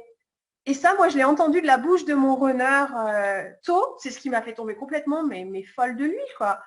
Et je vois ça chez vous et ça me donne envie d'aimer tous les yin, en fait, parce que il y a cette pureté, en fait, que je ressens chez vous. Enfin, moi, c'est ce que j'ai ressenti pour Mathieu, c'est ce que je ressens pour toi, c'est ce que je ressens pour les belles flammes jumelles qui font partie du kit dans le groupe privé qu'on a et tout. C'est cette pureté, en fait. Et quand tu en parles de Céline, on l'entend. Enfin, moi, je l'entends. Oui, parce que j'ai baissé j'ai fait tomber le masque. En fait, comme je dis, voilà, c'est ça. Je suis transparente, je suis juste moi-même. Et en fait, c'est ça que vous attendez de nous. C'est ça. Aussi nous-mêmes. Et moi, je me dis maintenant, je m'accepte aussi avec mes défauts et j'arrête de vouloir changer. On peut tous s'améliorer, mais c'est ça, tu vois. Tu as appris à t'aimer inconditionnellement, en fait. Et c'est ça, en fait. Je pense que ce qui se passe, c'est que nous, Chaser, on voit votre beauté intérieure et extérieure dès le début. On voit quelque chose, on sait que c'est là, on voit que c'est réel, mais comme vous n'en avez pas conscience, vous ne comprenez pas qu'on vous aime autant. Mais nous, on voit tout ce que vous êtes, en fait. On le voit tout ce potentiel-là. Et je pense que ce que tu es en train de nous expliquer là, c'est pour ça que je te disais quelque part, tu es tombée amoureuse de toi. C'est comme si tu commençais à voir comme Céline, elle te voit, en fait. Tu commences à te voir comme ça. Et je trouve que la symbolique d'avoir voulu te pouponner, on ne dit pas pouponner, on dit quoi? Pomponner, pardon, pomponner, excuse-moi. De te faire belle, moi, j'ai vraiment eu cette image. C'est comme si tu voulais faire exister à l'extérieur ce que tu commençais à voir de toi, cette beauté à l'intérieur de toi, en fait. Ouais, c'est possible. Hein. C'est magnifique, c'est beau, c'est un vrai papillon, c'est super beau en fait d'en être témoin. Ouais. Donc, ça m'émeut moi-même, hein. Je t'avoue que voilà, tout ce qui se passe en ce moment, c'est un gros bazar à l'intérieur, mais effectivement, je rallume tous ces interrupteurs là, je me réveille en fait. Ça. Tu remets la lumière partout, c'est super beau. C'est super beau. C'est la sensation que j'ai, quoi. J'ai bien aimé, tu m'as dit dans ton mail, je pense pas trahir quoi que ce soit. De toute façon, tu sais que tu vas pouvoir entendre l'audio avant qu'on le publie s'il y avait quelque chose que tu voulais retirer, mais tu as dit j'ai une pêche. Tu m'as dit depuis ce réveil il y a 2 jours, tu as une énergie absolument incroyable, tu as envie d'écrire, tu vas nous en dire un peu plus si tu veux bien. Ouais, mais c'est ça, j'ai l'énergie que j'avais quand je l'ai rencontré. Ah, voilà. Faut savoir que quand on s'est rencontrés, Céline et moi, parfois je dormais que 2 heures, 3 heures avant d'aller travailler, mais que j'étais jamais fatiguée. C'est-à-dire qu'on était belles, on se donnait de l'énergie. Ouais, c'est ça. Mais comme toutes les personnes amoureuses, hein, sans être flamme jumelle et tout ça, mais du coup, nous, c'était à l'excès, quoi. J'avais toujours la pêche, je voulais jamais dormir, je voulais juste qu'on parle, je voulais juste qu'on soit ensemble. Et là, du coup, j'en suis là aussi, c'est que tous les matins, je suis réveillée à 7h pétante et je déborde d'énergie. Et oui, tu me parles du fait que j'écris. Oui. J'écris parce que je suis en train d'essayer de tout remettre dans l'ordre, je suis en train d'essayer de tout comprendre, de tout démêler. C'est beau. Je suis en train d'essayer de tout démêler parce que j'ai, au-delà du fait de vouloir comprendre et de vouloir chercher des raisons, en fait, j'en ai plus rien à faire, mais je veux juste... D'ailleurs, je parle que des points positifs dans cette histoire-là, je parle même pas de mon histoire, entre guillemets, toxique, je parle même pas des à côté, je parle vraiment de notre relation comme elle a été, alors que je me refusais d'y penser, et que j'avais arrêté d'y penser, que j'avais vraiment eu l'impression de faire le deuil, et finalement, là, je suis en train de tout remettre noir sur blanc, et je me rends compte de la chance qu'on a de vivre ça, et qu'on peut pas, on n'a pas le droit de passer à côté de ça, que ce serait égoïste pour nous-mêmes. Et en plus, moi, je ne me vois pas démarrer une relation avec qui que ce soit parce que je sais que je ne serai jamais fidèle quelque part. Mon cœur sera toujours pour Céline. Et donc, à partir de là, bah, c'est ça qui fait qu'aussi je prends du temps pour moi toute seule parce que je veux m'accepter moi-même, je veux m'aimer moi-même et me suffire à moi-même. Parce que je vais être célibataire toute ma vie. Donc, en tout cas, j'ai besoin de prendre le temps de moi m'aimer et d'être disponible pour elle. Et je pense qu'elle mérite bien que je sois disponible pour elle maintenant. Et comme je ne suis pas dans l'urgence, elle peut prendre 1 an, 2 ans, je pense que je serai toujours là dans 1 an, 2 ans. C'est ça, en fait. Pour moi, tu as tous les indicateurs d'être dans ta complétude. En fait, c'est ça, c'est que tu as envie de t'aimer, tu as envie de te donner du temps à toi, tu as envie de prendre le temps. Ces histoires d'écrit, moi, mon interprétation, tu me dis là encore si je me trompe, mais c'est comme si tu voulais matérialiser, parce que pendant longtemps, ça a été dans l'ombre, tu avais mis ça de côté, et en écrivant, tu refais exister complètement cette histoire, alors qu'il y avait une grosse partie que tu avais peut-être mis dans l'ombre, enfin oui, que tu avais mis dans l'ombre, tu le dis toi-même. Et écrire, c'est comme si tu voulais la faire exister, cette histoire, et lui redonner lui redonner sa place. J'ai le sentiment. Tu crois que c'est ça? Oui, mais c'est ça, c'est sûr. C'est sûr parce que j'ai besoin de poser des mots, j'ai pas juste besoin d'y penser, ni de me refaire des films ou quoi que ce soit. J'y pense tout le temps, mais je me dis de poser des mots, bah, je choisis mes mots, je remets vraiment les choses dans le contexte et puis et c'est mon interprétation. Encore une fois, si tu as la chance d'avoir un visio avec Céline, tu verras qu'elle a un autre regard sur notre relation. Peut-être que je suis encore plus négative ou que c'est finalement elle qui va se donner un rôle de... Mais voilà. C'est magnifique. On a des points de vue différents et moi je respecte son point de vue et effectivement on a toutes les deux notre lot d'échecs, d'erreurs mais en même temps on a vécu une putain d'histoire quoi. Enfin, il faut... Non. Je sais que je pense que ça va revenir, je pense que tout ça va se remettre tranquillement et qu'il fallait que j'atteigne ce point-là de me réaccaparer ma personne, comme je te disais tout à l'heure, de me réappartenir et de savoir m'imposer telle que je suis et de m'accepter telle que je suis. Donc effectivement, penser que je m'aime ou que je suis amoureuse de moi, c'est très compliqué à entendre, et encore c'est pas si dur à dire. Mais voilà. Finalement, ouais, c'est ça. Tu as besoin d'exister pleinement à tes yeux pour pouvoir exister pleinement dans la relation. Et là, je me dis que tu es en train de redonner la beauté à votre histoire, comme tu as voulu te redonner la beauté à l'extérieur de toi, avec ce moment. Enfin, moi, je vois tout ça, quoi. Toi, tu me vois à l'écran, mais je souris bêtement depuis le début, quoi, à écouter cette histoire, tellement c'est juste, mais magnifique, en fait. Mais oui, ça c'est clair. On en a toujours eu conscience. Wow. C'est une chance de vivre ça, comme toutes les femmes jumelles qui ont la chance de vivre une histoire, aussi longue soit-elle. Hein. Nous, ça aurait duré 2 mois. Je sais qu'on en serait quand même là. De toute façon, nous, on a été connectés dans le premier mois avant même de se mettre ensemble. On savait qu'on avait ce lien-là. Mais on a eu la chance de le vivre pendant 3-4 ans, même si on s'est déchiré, c'est de la torture, ça prend au trip, etc. C'est un bonheur. Mais par contre, après ça, c'est ce que je disais hier, on ne s'est pas rencontrés à 50 ans. Moi, j'ai rencontré Céline, j'étais vierge de coups, j'étais vierge d'expérience, mais elle, pareil. Et on n'était tellement pas prêtes. Voilà, on était 2 pages blanches, en fait. Donc, c'est difficile aussi de démarrer une relation déjà normale, mais alors quand c'est dans cette dimension-là, c'est ingérable. Ouais, vous aviez beaucoup d'obstacles sur votre chemin, comme tous les parcours, mais des parcours des obstacles différents. Et du coup, comment tu es arrivé au final sur ma chaîne? C'est-à-dire que tu as eu cet éveil ce jour-là, et je crois que c'est le même jour où tu es arrivé sur la chaîne il y a 2 jours. Quelle était ta démarche en fait? Tu avais besoin de comprendre le parcours? Quoi? Je t'avoue que je ne me suis posé aucune question. Ouais, j'avais besoin de réponse, je pense. D'accord. J'avais besoin de réponse. Et j'avais besoin aussi de renouer le lien avec elle. Même si on s'était vu l'avant-veille pour se rendre des affaires, encore une fois. Qui est assez étonnant, 4 ans quand même pour se rendre des affaires. Oui, c'est très intéressant. Mais voilà, ouais, c'est comme ça. Et en fait, je suis allée à l'information, j'ai voulu comprendre, et c'est là que j'ai entendu parler du yin, du yang, etc. C'est que j'ai du mal à tout comprendre, et du coup, je lui ai posé des questions. Je lui ai dit, tu penses qu'on en est où? Et j'ai dit, est-ce que tu arrives à nous situer dans le chemin? Et elle me dit, oui, moi j'ai passé tout le... Il y a une vidéo sur YouTube, je ne sais pas si c'est la tienne ou si c'est une autre, mais en tout cas, c'est un schéma avec plein de rochers. Non, plein pas la de mienne. stades comme ça à passer. Et puis, il y a la pyramide. Elle me dit, bah, t'as qu'à regarder cette vidéo, elle est rapide, elle est courte, elle va pas te casser la tête. Elle me dit, bah, tu vois, la pyramide, là, bah, moi, je suis tout en haut, là, tu vois le petit bonhomme rose, c'est moi. Et toi, t'es le bleu qui se cache dans sa bulle et qui est en off et qui n'avance pas, quoi. Et voilà. Ah, c'est beau. Maintenant, je pense que je suis en train de me, comme je lui disais, bah, je dis, bah, attends, je m'essuie les pieds, je suis en bas de la pyramide. Et puis j'arrive, quoi. Ah, c'est beau. Donc voilà, donc elle m'a répondu, frotte-toi bien les pieds avant de monter. Ce qui veut aussi dire qu'elle n'est pas complètement fermée. Tu vois ce que je veux dire? Bien sûr, bien mais sûr. Mais je pense qu'elle a compris, je lui laisserai tout le temps pour se disposer à revivre quelque chose, ouais. J'ai trouvé vraiment très, très belle ta démarche parce que je me dis, waouh, ok, cette belle Yin, elle vient de s'éveiller. Tu as atterri sur ma chaîne parmi voilà d'autres parce que tu cherches des informations, ouais. Et tu m'écris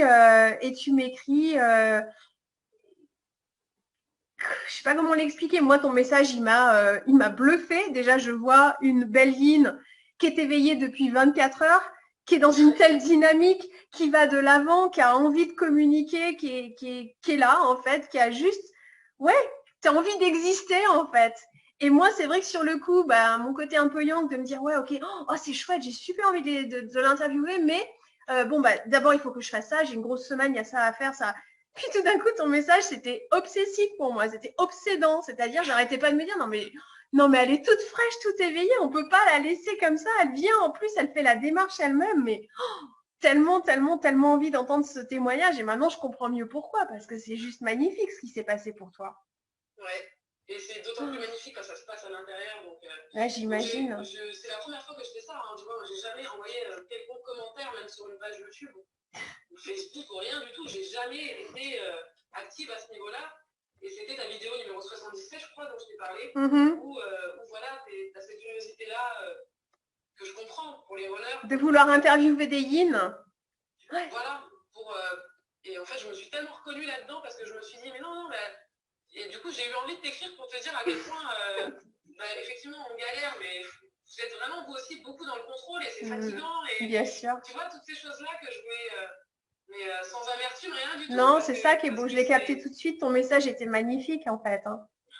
Ouais, mais j'aime aussi l'idée que, bah oui, que ça puisse te rassurer aussi et rassurer les autres gens, mais dans le fait qu'il ne faut pas lâcher, il ne faut pas perdre espoir. Évidemment, on s'est rencontrés il y a 8 ans, mais ça fait 4 ans qu'on est séparés. J'étais à milieu de penser que j'allais me rallumer, quoi. Parce que vraiment, moi, c'était fini. J'avais fait le deuil et c'était terminé. Et en fait, ce lien-là te rattrape et tu ne peux rien y faire. Je pense que c'est plus fort que nous, mais ça prévient pas, quoi. Personnellement, moi, je sais que je n'avais pas besoin d'être rassurée parce que vraiment, depuis sa complétude, on ne doute pas, en fait. Il n'y a pas de doute. Mais par contre, ce qui est génial, moi, ce que je voulais entendre, c'est comment ça se passe, en fait. Parce que, en fait, moi, j'ai souvent entendu parler de l'éveil du yin et que c'était foudroyant et que ça pouvait être même en un claquement de doigts, en fait. Et là, de l'avoir entendu, mais je suis émerveillée, en fait. Je trouve ça mais tellement beau. Tu sais, il y a la théorie, puis quand tu entends quelqu'un qui l'a vécu et tout, tu dis « Oh, waouh !» Et c'est ça que je voulais, en effet, tu m'as fait cette proposition, et bien évidemment, mais j'avais tellement envie d'entendre ton témoignage et je suis super heureuse. Bravo. Je sais que tu vas sentir, enfin après, je sais pas, mais j'ai envie de me dire, tu vas, à mon avis, pas prendre de crédit parce que tu vas dire « Ah, c'est comme ça !» Mais c'est magnifique, en fait. Tout ce que tu as fait, et avant qu'on commence l'interview, on a parlé que quelques minutes, si ce n'est d'essayer de régler des problèmes techniques pour arriver à se connecter, mais autrement, on n'a parlé que quelques minutes, et tu me disais que tu avais été très dur, ou en tout cas, je ne sais plus comment tu l'as dit, mais par rapport à ce que tu as fait vivre, tu l'as dit comme ça, à ta belle jumelle, et je t'ai dit, bah ouais, mais t'en étais là, comme elle en était là, et on en est là, et personne n'a l'intention de faire de mal à qui que ce soit. Mais toutes ces belles prises de conscience que tu as eues, mais ça répare, mais amplement, largement. C'est tellement beau, quoi. Ouais, je sais pas. Hein. Après, ah bah oui, c'est beau, c'est magnifique, c'est clair. C'est un chemin, en fait. Et puis, nous, je me dis, on a une chance folle. C'est que moi, ça m'est tombé dessus à 22 ans. Pendant 8 ans, j'ai fait un chemin, j'ai bientôt 30 ans. C'est génial. À la base, je courais après le temps, j'étais dans l'urgence, un syndrome de Peter Pan, en mode, il faut vite qu'on ait d'autres enfants, une maison, etc. Et rien ne se faisait. Et du coup, c'est vrai que j'ai vraiment fait des blocages par rapport à ça. J'avais vraiment l'impression que ma vie démarrerait jamais. Et là, tout d'un coup, c'est pareil, je suis plus pressée de rien. Je me dis, ça prendra 5-6 ans même, j'en ai absolument rien à faire. Complétude. Je vais m'occuper en attendant, mais je n'ai plus cette urgence-là d'avoir, d'évoluer. Non, je suis vraiment, pour moi, c'est à l'intérieur de moi que ça se passe. Mais quelle chance on a d'avoir vécu ça si jeune, finalement. C'est vrai, c'est très très vrai. J'ai jamais parlé avec des personnes qui ont commencé un parcours aussi jeune, en fait. Alors, il y a des personnes qui se sont rencontrées, certes, j'ai déjà eu des histoires de personnes qui se sont rencontrées, tu vois, au lycée ou quelque chose comme ça, mais qui se sont perdues de vue pendant 30 ans. Mais une histoire comme la vôtre avec Céline, c'est incroyable. Je suis très honorée que tu m'aies contactée et qu'on ait pu justement faire cette interview et que tu puisses partager ton histoire comme ça, parce que je la trouve vraiment, en tout cas de mon expérience, hyper atypique et j'adore. C'est extraordinaire. Merci d'avoir eu, de m'avoir contactée, d'avoir fait d'avoir engagé cette possibilité qu'on puisse faire cette interview. C'est excellent. Oh, c'est excellent. J'adore te voir dans ta complétude. J'adore l'entendre dans la vie d'un yin, dans une belle complétude. Alors, clairement, Mathieu, tu as écouté son interview. Tu m'as dit, tu n'as pas fini de l'écouter encore. Et clairement, il est aussi dans une belle complétude. Mais du coup, voilà, il nous a fait partager une autre expérience de sa vie de yin à lui, en fait, de son histoire à lui de yin dans un parcours. Merci, j'adore. Et tu es aussi lumineuse, et je suis même pas surprise, tu es aussi lumineuse que mon beau jumeau, que Mathieu, que toutes les belles flammes jumelles yin que j'ai eu le plaisir de côtoyer. Oh, c'est chouette. Qu'est-ce qu'on te souhaite alors à partir de là? Plus de complétude? Non, mais ça va, c'est bien. C'est bien. C'est bien, parce que j'apprends à gérer ça. Ouais. Faut pas non plus que je devienne trop béate. Ça fait pas mal, hein, je te promets. Hein. Non, mais j'aime bien l'idée aussi de contrôler, parce que là, plus les heures passent, plus je cherche un truc pour essayer de prendre un rendez-vous avec elle, quelque chose pour l'inviter à manger. Ou, tu vois, c'est beau, voilà. C'est vrai, t'en es là. Ok, raconte un petit peu. T'as cette envie, là, ça devient urgent? Ben ouais, après, voilà, je lui ai écrit hier soir, tu fais quoi demain midi entre parenthèses pour mon pull, n'est-ce pas? Oui, c'est ça. Un bout du masque. Ouais, c'est ce que j'allais dire, tu ne fais plus le masque hein, maintenant. Hein. Non, du tout. Mais par contre, je ne veux pas la bousculer. Donc, encore une fois, c'est une boutade, hein, c'est ça pour rigoler. Elle sait très bien que c'est pas forcément pour le pull. Je pense qu'elle a compris que j'étais en réveil. D'ailleurs, elle me l'a dit, je pense que tu en es là. Tu arrives à la complétude, je crois que c'est ça qu'elle m'a dit. Et prends ton temps, voilà, le meilleur reste à venir. C'est beau, c'est plein de promesses tout ça. Voilà.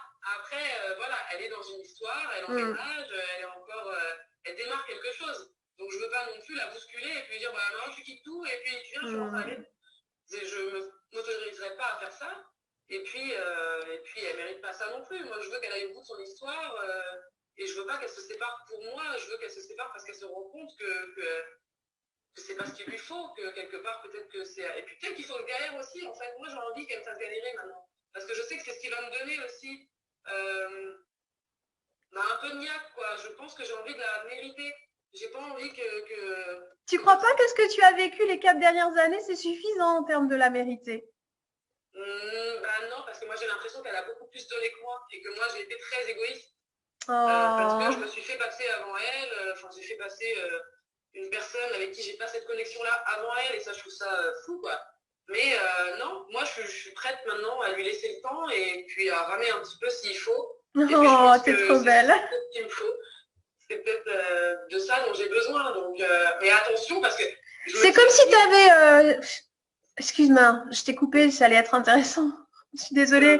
Non, mais en fait, c'est comme si, quelque part, voilà, je suis vraiment entre deux eaux parce que je sens qu'elle ne veut pas tout ça, qu'elle veut bien me voir, qu'elle veut bien en parler parce que, comme elle dit, il n'y a qu'avec moi qu'elle parle de ça, qu'elle peut discuter de ça parce qu'il n'y a que moi pour comprendre ça. Enfin, en tout cas, ce lien qu'on a toutes les deux. Donc elle a toujours plaisir à parler de ça avec moi. Maintenant, elle me dit clairement qu'elle a abandonné et qu'elle est passée à autre chose. Donc maintenant, je ne suis pas non plus dans... Voilà, je vais pas forcer les choses et je veux aussi respecter. Et si elle, dans un coin de sa tête, elle est persuadée que le lien est toujours là, mais qu'il faut plus, faut plus rien vivre ensemble parce qu'on n'est peut-être pas bonne pour l'une pour l'autre. Tu vois ce que je veux dire? Je pense qu'elle en est encore un petit peu à se protéger quelque part, ou alors elle est tellement bien dans sa vie que maintenant, je pense qu'elle n'a pas envie que je vienne la bousculer ni la déranger. Je peux te donner une autre hypothèse? Dis-moi. Après, c'est une hypothèse de chaser ou ex-chaser, j'espère, depuis ma complétude. Non, moi, je pense que si les rôles étaient donc dans mon histoire avec mon beau jumeau, ce serait ni que je suis trop bien dans ma vie sans lui, ni que j'aurais peur. C'est que, un petit peu comme la même démarche dans laquelle tu es, j'aurais envie de prendre mon temps pour aller vérifier où il en est, est-ce qu'il a bien réglé toutes ses petites affaires, est-ce qu'il est bien solide à l'intérieur, est-ce qu'il s'est bien détaché de sa dépendance affective. J'aurais juste besoin d'aller vérifier quelque part doucement sur le terrain, en fait. Juste ça. Mais elle le fait, ça, hein. Ça, c'est ce qu'elle fait un petit peu. Voilà, je pense que Elle me c'est demande légitime. où j'en suis à ce niveau-là très très souvent et du coup. Ouais, tu vois, je pense que c'est ça. En tout cas, je pense qu'on aurait. Moi, il me semble qu'à cette étape-là, j'aurais besoin de jauger, en fait, de vérifier la réalité, parce qu'on a été beaucoup dans peut-être une certaine illusion dans laquelle on s'est aussi mise toute seule, hein, ou mis tout seul. Hein. C'est pas, vous n'avez pas tout fait, hein, c'est pas ça. Mais du coup, c'est d'aller vérifier la réalité. Moi, je crois que en tout cas, en tant que dans mon rôle d'ex-chaser, depuis ma complétude, ce serait juste ça, en fait. Ouais, c'est possible, ouais. Enfin, je sais pas. Je peux absolument pas parler pour Céline. Parce qu'elle prend quand même des nouvelles, donc je pense qu'elle veut s'assurer que je sois bien dépolluée, tout ça, de cette histoire et que je sois plus du tout dans la dépendance, parce que j'étais aussi tombée dans la dépendance quelque part. Donc oui, effectivement, je pense qu'elle a besoin de jauger. Mais qu'en même temps, je pense qu'elle a des sentiments pour cette personne avec qui elle est, et que voilà, faut pas attendre que son chaser justement soit célibataire et disposé à nous recevoir. Mais c'est aussi notre rôle de respecter sa vie comme elle a été capable de respecter la mienne à un moment et qu'elle m'a laissé tranquille, elle m'a laissé dans ma galère, mais c'était aussi pour moi, quoi. Je pense que il me semble qu'à cette étape, je devine parce que juste par rapport à ce que j'entends, j'ai comme le sentiment que ex-runner, ex-chaser, puisque vous êtes toutes les deux dans votre complétude, enfin selon moi, c'est de faire exister vos besoins et vos envies pour vous, que Céline fasse exister ses besoins et ses envies pour elle, et puis de découvrir dans cet espace-là, ok, les besoins et les envies de chacun, quand même les faire exister pour l'autre et trouver cet espace commun sur qu'est-ce qu'on peut aller vérifier dans la réalité, reconstruire dans la réalité pour des besoins et des envies individuelles, et puis qu'est-ce qu'on peut créer de commun, en fait. Ça me semble assez logique pour moi. Ouais, je pense que ça sera la prochaine étape, si jamais elle s'ouvre. De ne pas tout faire trop vite comme on l'a fait auparavant et de se garder cette liberté dont on a besoin. Parce qu'on est malgré tout, on a pris plaisir aussi à être seul, on a pris plaisir à, bien sûr, voilà, à ne pas rendre de compte et tout ça. Et je pense qu'entre nous, il n'y aura plus cette notion de jalousie, de manque de confiance parce qu'on a passé ce cap-là et que voilà, la route nous attend maintenant. Hein, c'est trop beau. Mais en tout cas, ouais, je pense qu'on est prête à revivre des choses, mais voilà. Moi, je suis peut-être encore dans une relation que j'imagine plutôt platonique, où je ne vois pas encore de sexe, je vois que de la tendresse et de l'affection et beaucoup, beaucoup d'amour, mais je vois pas encore l'aspect encore où nos physiques vont se recoller, quoi. Ouais, mais comme tu le disais tout à l'heure, si tu es réellement, parce qu'apparemment c'est ça qui est en train de se passer, si tu es en train de rallumer la lumière dans toutes les pièces, et ben, il y a peut-être la partie sexuelle qui est en effet pas encore réactivée, parce que c'est peut-être la dernière, ou j'en sais rien à quel moment ça se reconnecte. Mais ça doit être ça, en fait. Hein. Ouais, je pense que c'est l'interrupteur qui suit. Mais effectivement, oui, parce que quand je regarde les photos, je les regardais il y a un an, sincèrement, je regardais les photos en me disant, c'est marrant, je ne la trouve plus aussi belle que je l'ai trouvée avant, alors qu'avant c'était la 8e merveille du monde. Hein. Ouais, tellement tu t'étais déconnecté de toutes les parties de toi, en fait, c'est pour ça. Oui, c'est ça. Et tout ça pour me reprogrammer moi, j'ai besoin aussi de temps.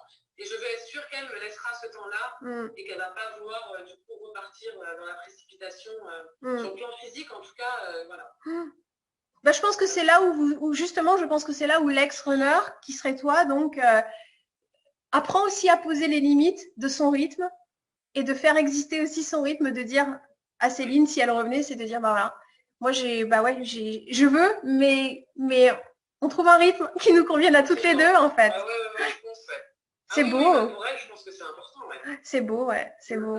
Oh, waouh. Je sais même pas si tu te rends compte du cadeau que tu viens de nous faire, en fait. Non, je peux pas m'en rendre compte, mais je me rends compte du cadeau que je viens de me faire à moi. Enfin, je me rends compte de ce Oh, que c'est beau. Que c'est beau ce que tu viens de dire. Et qu'enfin, je vais pouvoir être là pour elle, comme elle a toujours voulu que je le sois. Et enfin, enfin, je me dis c'est merveilleux parce qu'on a enfin cet équilibre-là. Et voilà, moi maintenant, je demande qu'à aimer. Et je sais que je serai aimée avec elle. Et c'est tout. Par personne d'autre. Voilà, on a notre flamme jumelle. Et on peut choisir de vivre un peu plus tiède d'ailleurs. Hein, mais moi, je veux pas de la tiédeur. Je préfère être seule. Ouais, donc, ça, c'est un indicateur de complétude. C'est ça. Ouais. Bah, quand on est bien avec nous-mêmes, on n'a pas envie d'aller chercher moins ailleurs. Bah ouais, exactement. Mais quand on a la conviction qu'on vivra pas mieux, en parce plus, que c'est pas facile aussi. On a un entourage, des amis qui nous disent mais tu vas passer à autre chose, rencontre du monde, vois des gens. Et tu le fais, et tu te rends compte que bah non, c'est pas ça. Mais tu vas aimer quoi? Mais oui, mais j'aime beaucoup, mais c'est pas ça quoi. Enfin, mais oui, mais ils peuvent pas comprendre parce qu'ils sont pas, ils comprennent pas l'amour flamme jumelle. Faut le vivre pour le comprendre. On pourrait l'expliquer pendant des heures à quelqu'un qui ne le vit pas. Je crois qu'il comprendrait pas quoi. Non, c'est exactement ça. Donc il nous amène des réponses du modèle sociétal. Bah oui, mais bon, on se remet tout le temps d'une relation et puis si, il y a toujours mieux. Bah non, va vivre une relation flamme jumelle, on en reparle après. Bah oui, c'est clair. Et c'est là aussi qu'il y a un lot d'obstacles qu'il va falloir affronter et surmonter aussi derrière. C'est que par notre relation, on a aussi créé des tensions avec notre entourage, etc. C'est que moi, je l'ai récupéré, je l'ai abandonné, je l'ai récupéré et vice-versa. Donc tout ça fait que, bah voilà, moi, mon entourage est contre elle, son entourage est contre moi. Et pourquoi? Parce qu'on s'est blessé l'une l'autre et que notre entourage se range de notre côté quelque part. Et puis, voit ça d'un œil un peu trop intrusif dans nos vies à chacune. Donc, ça aussi, c'est une partie qui va être compliquée à régler. Compliqué ou pas, je suis pas sûre, Pauline, parce qu'à partir du moment où toi, c'est super bien réintégré en toi, que c'est super bien harmonisé en toi, je pense que tu et Céline, pareil, je pense que les personnes, les belles flammes jumelles, elles trouvent les mots, elles trouvent les moyens avec les personnes autour d'elles, je pense. Hein. Ouais, bah, j'espère. Bah oui, j'ai toute confiance en toi, tu devrais avoir confiance en toi. Ouais, bah, je pense que moi, je ferai mon travail de mon côté et je sais voilà. qu'elle fera son travail de son côté. Parce que je ne l'ai jamais dénigrée, je ne l'ai jamais... Enfin, voilà, c'est mon amour. Elle, je pense que c'est pareil. Elle connaît toutes mes erreurs et elle m'en a voulu bien des fois et certainement qu'elle m'a critiqué comme moi je l'ai critiqué. Mais je pense que tout ça va s'apaiser par... En fait, c'est ça. Quand on a un couple de flammes jumelles, je veux dire, on fait silence autour de nous parce qu'on transpire d'amour et qu'on on inspire tout le monde.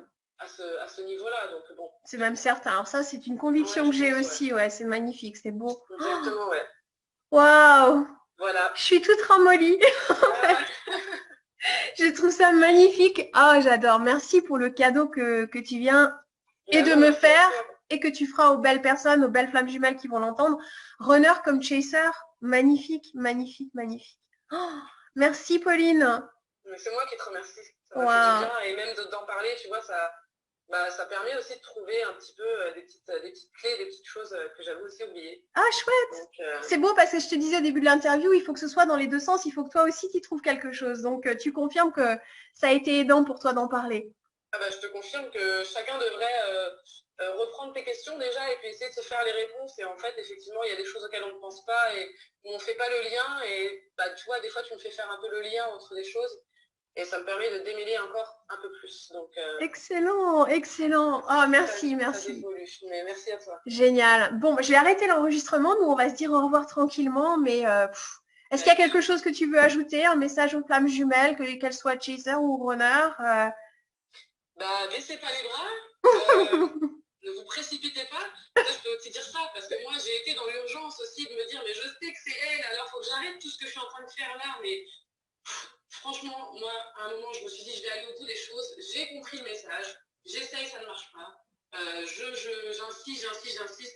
Ça ne veut pas. Donc, laissez faire l'univers, comme j'entends partout, et laissez faire la vie. On a tous, on a des étapes à passer, et il faut aller au bout de ces étapes-là, parce que sinon, c'est pas réglé.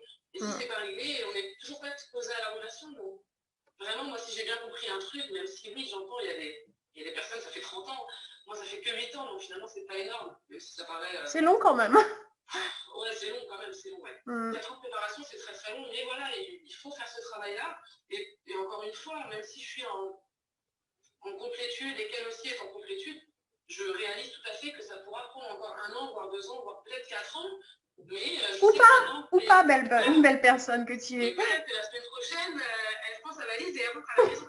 Non, je sais pas. Mais en tout cas, voilà, il n'y a plus de peur. On sent qu'on a tout relâché quand ces barrières-là sont tombées et qu'on ne se pose plus cette question-là, mais en tout cas, il ne faut pas s'en vouloir, il faut vraiment aller au bout des choses et au bout de sa souffrance aussi, il faut accueillir sa souffrance. Moi, j'ai appris ça parce qu'au début, je la rejetais beaucoup et j'étais plus en colère qu'autre chose.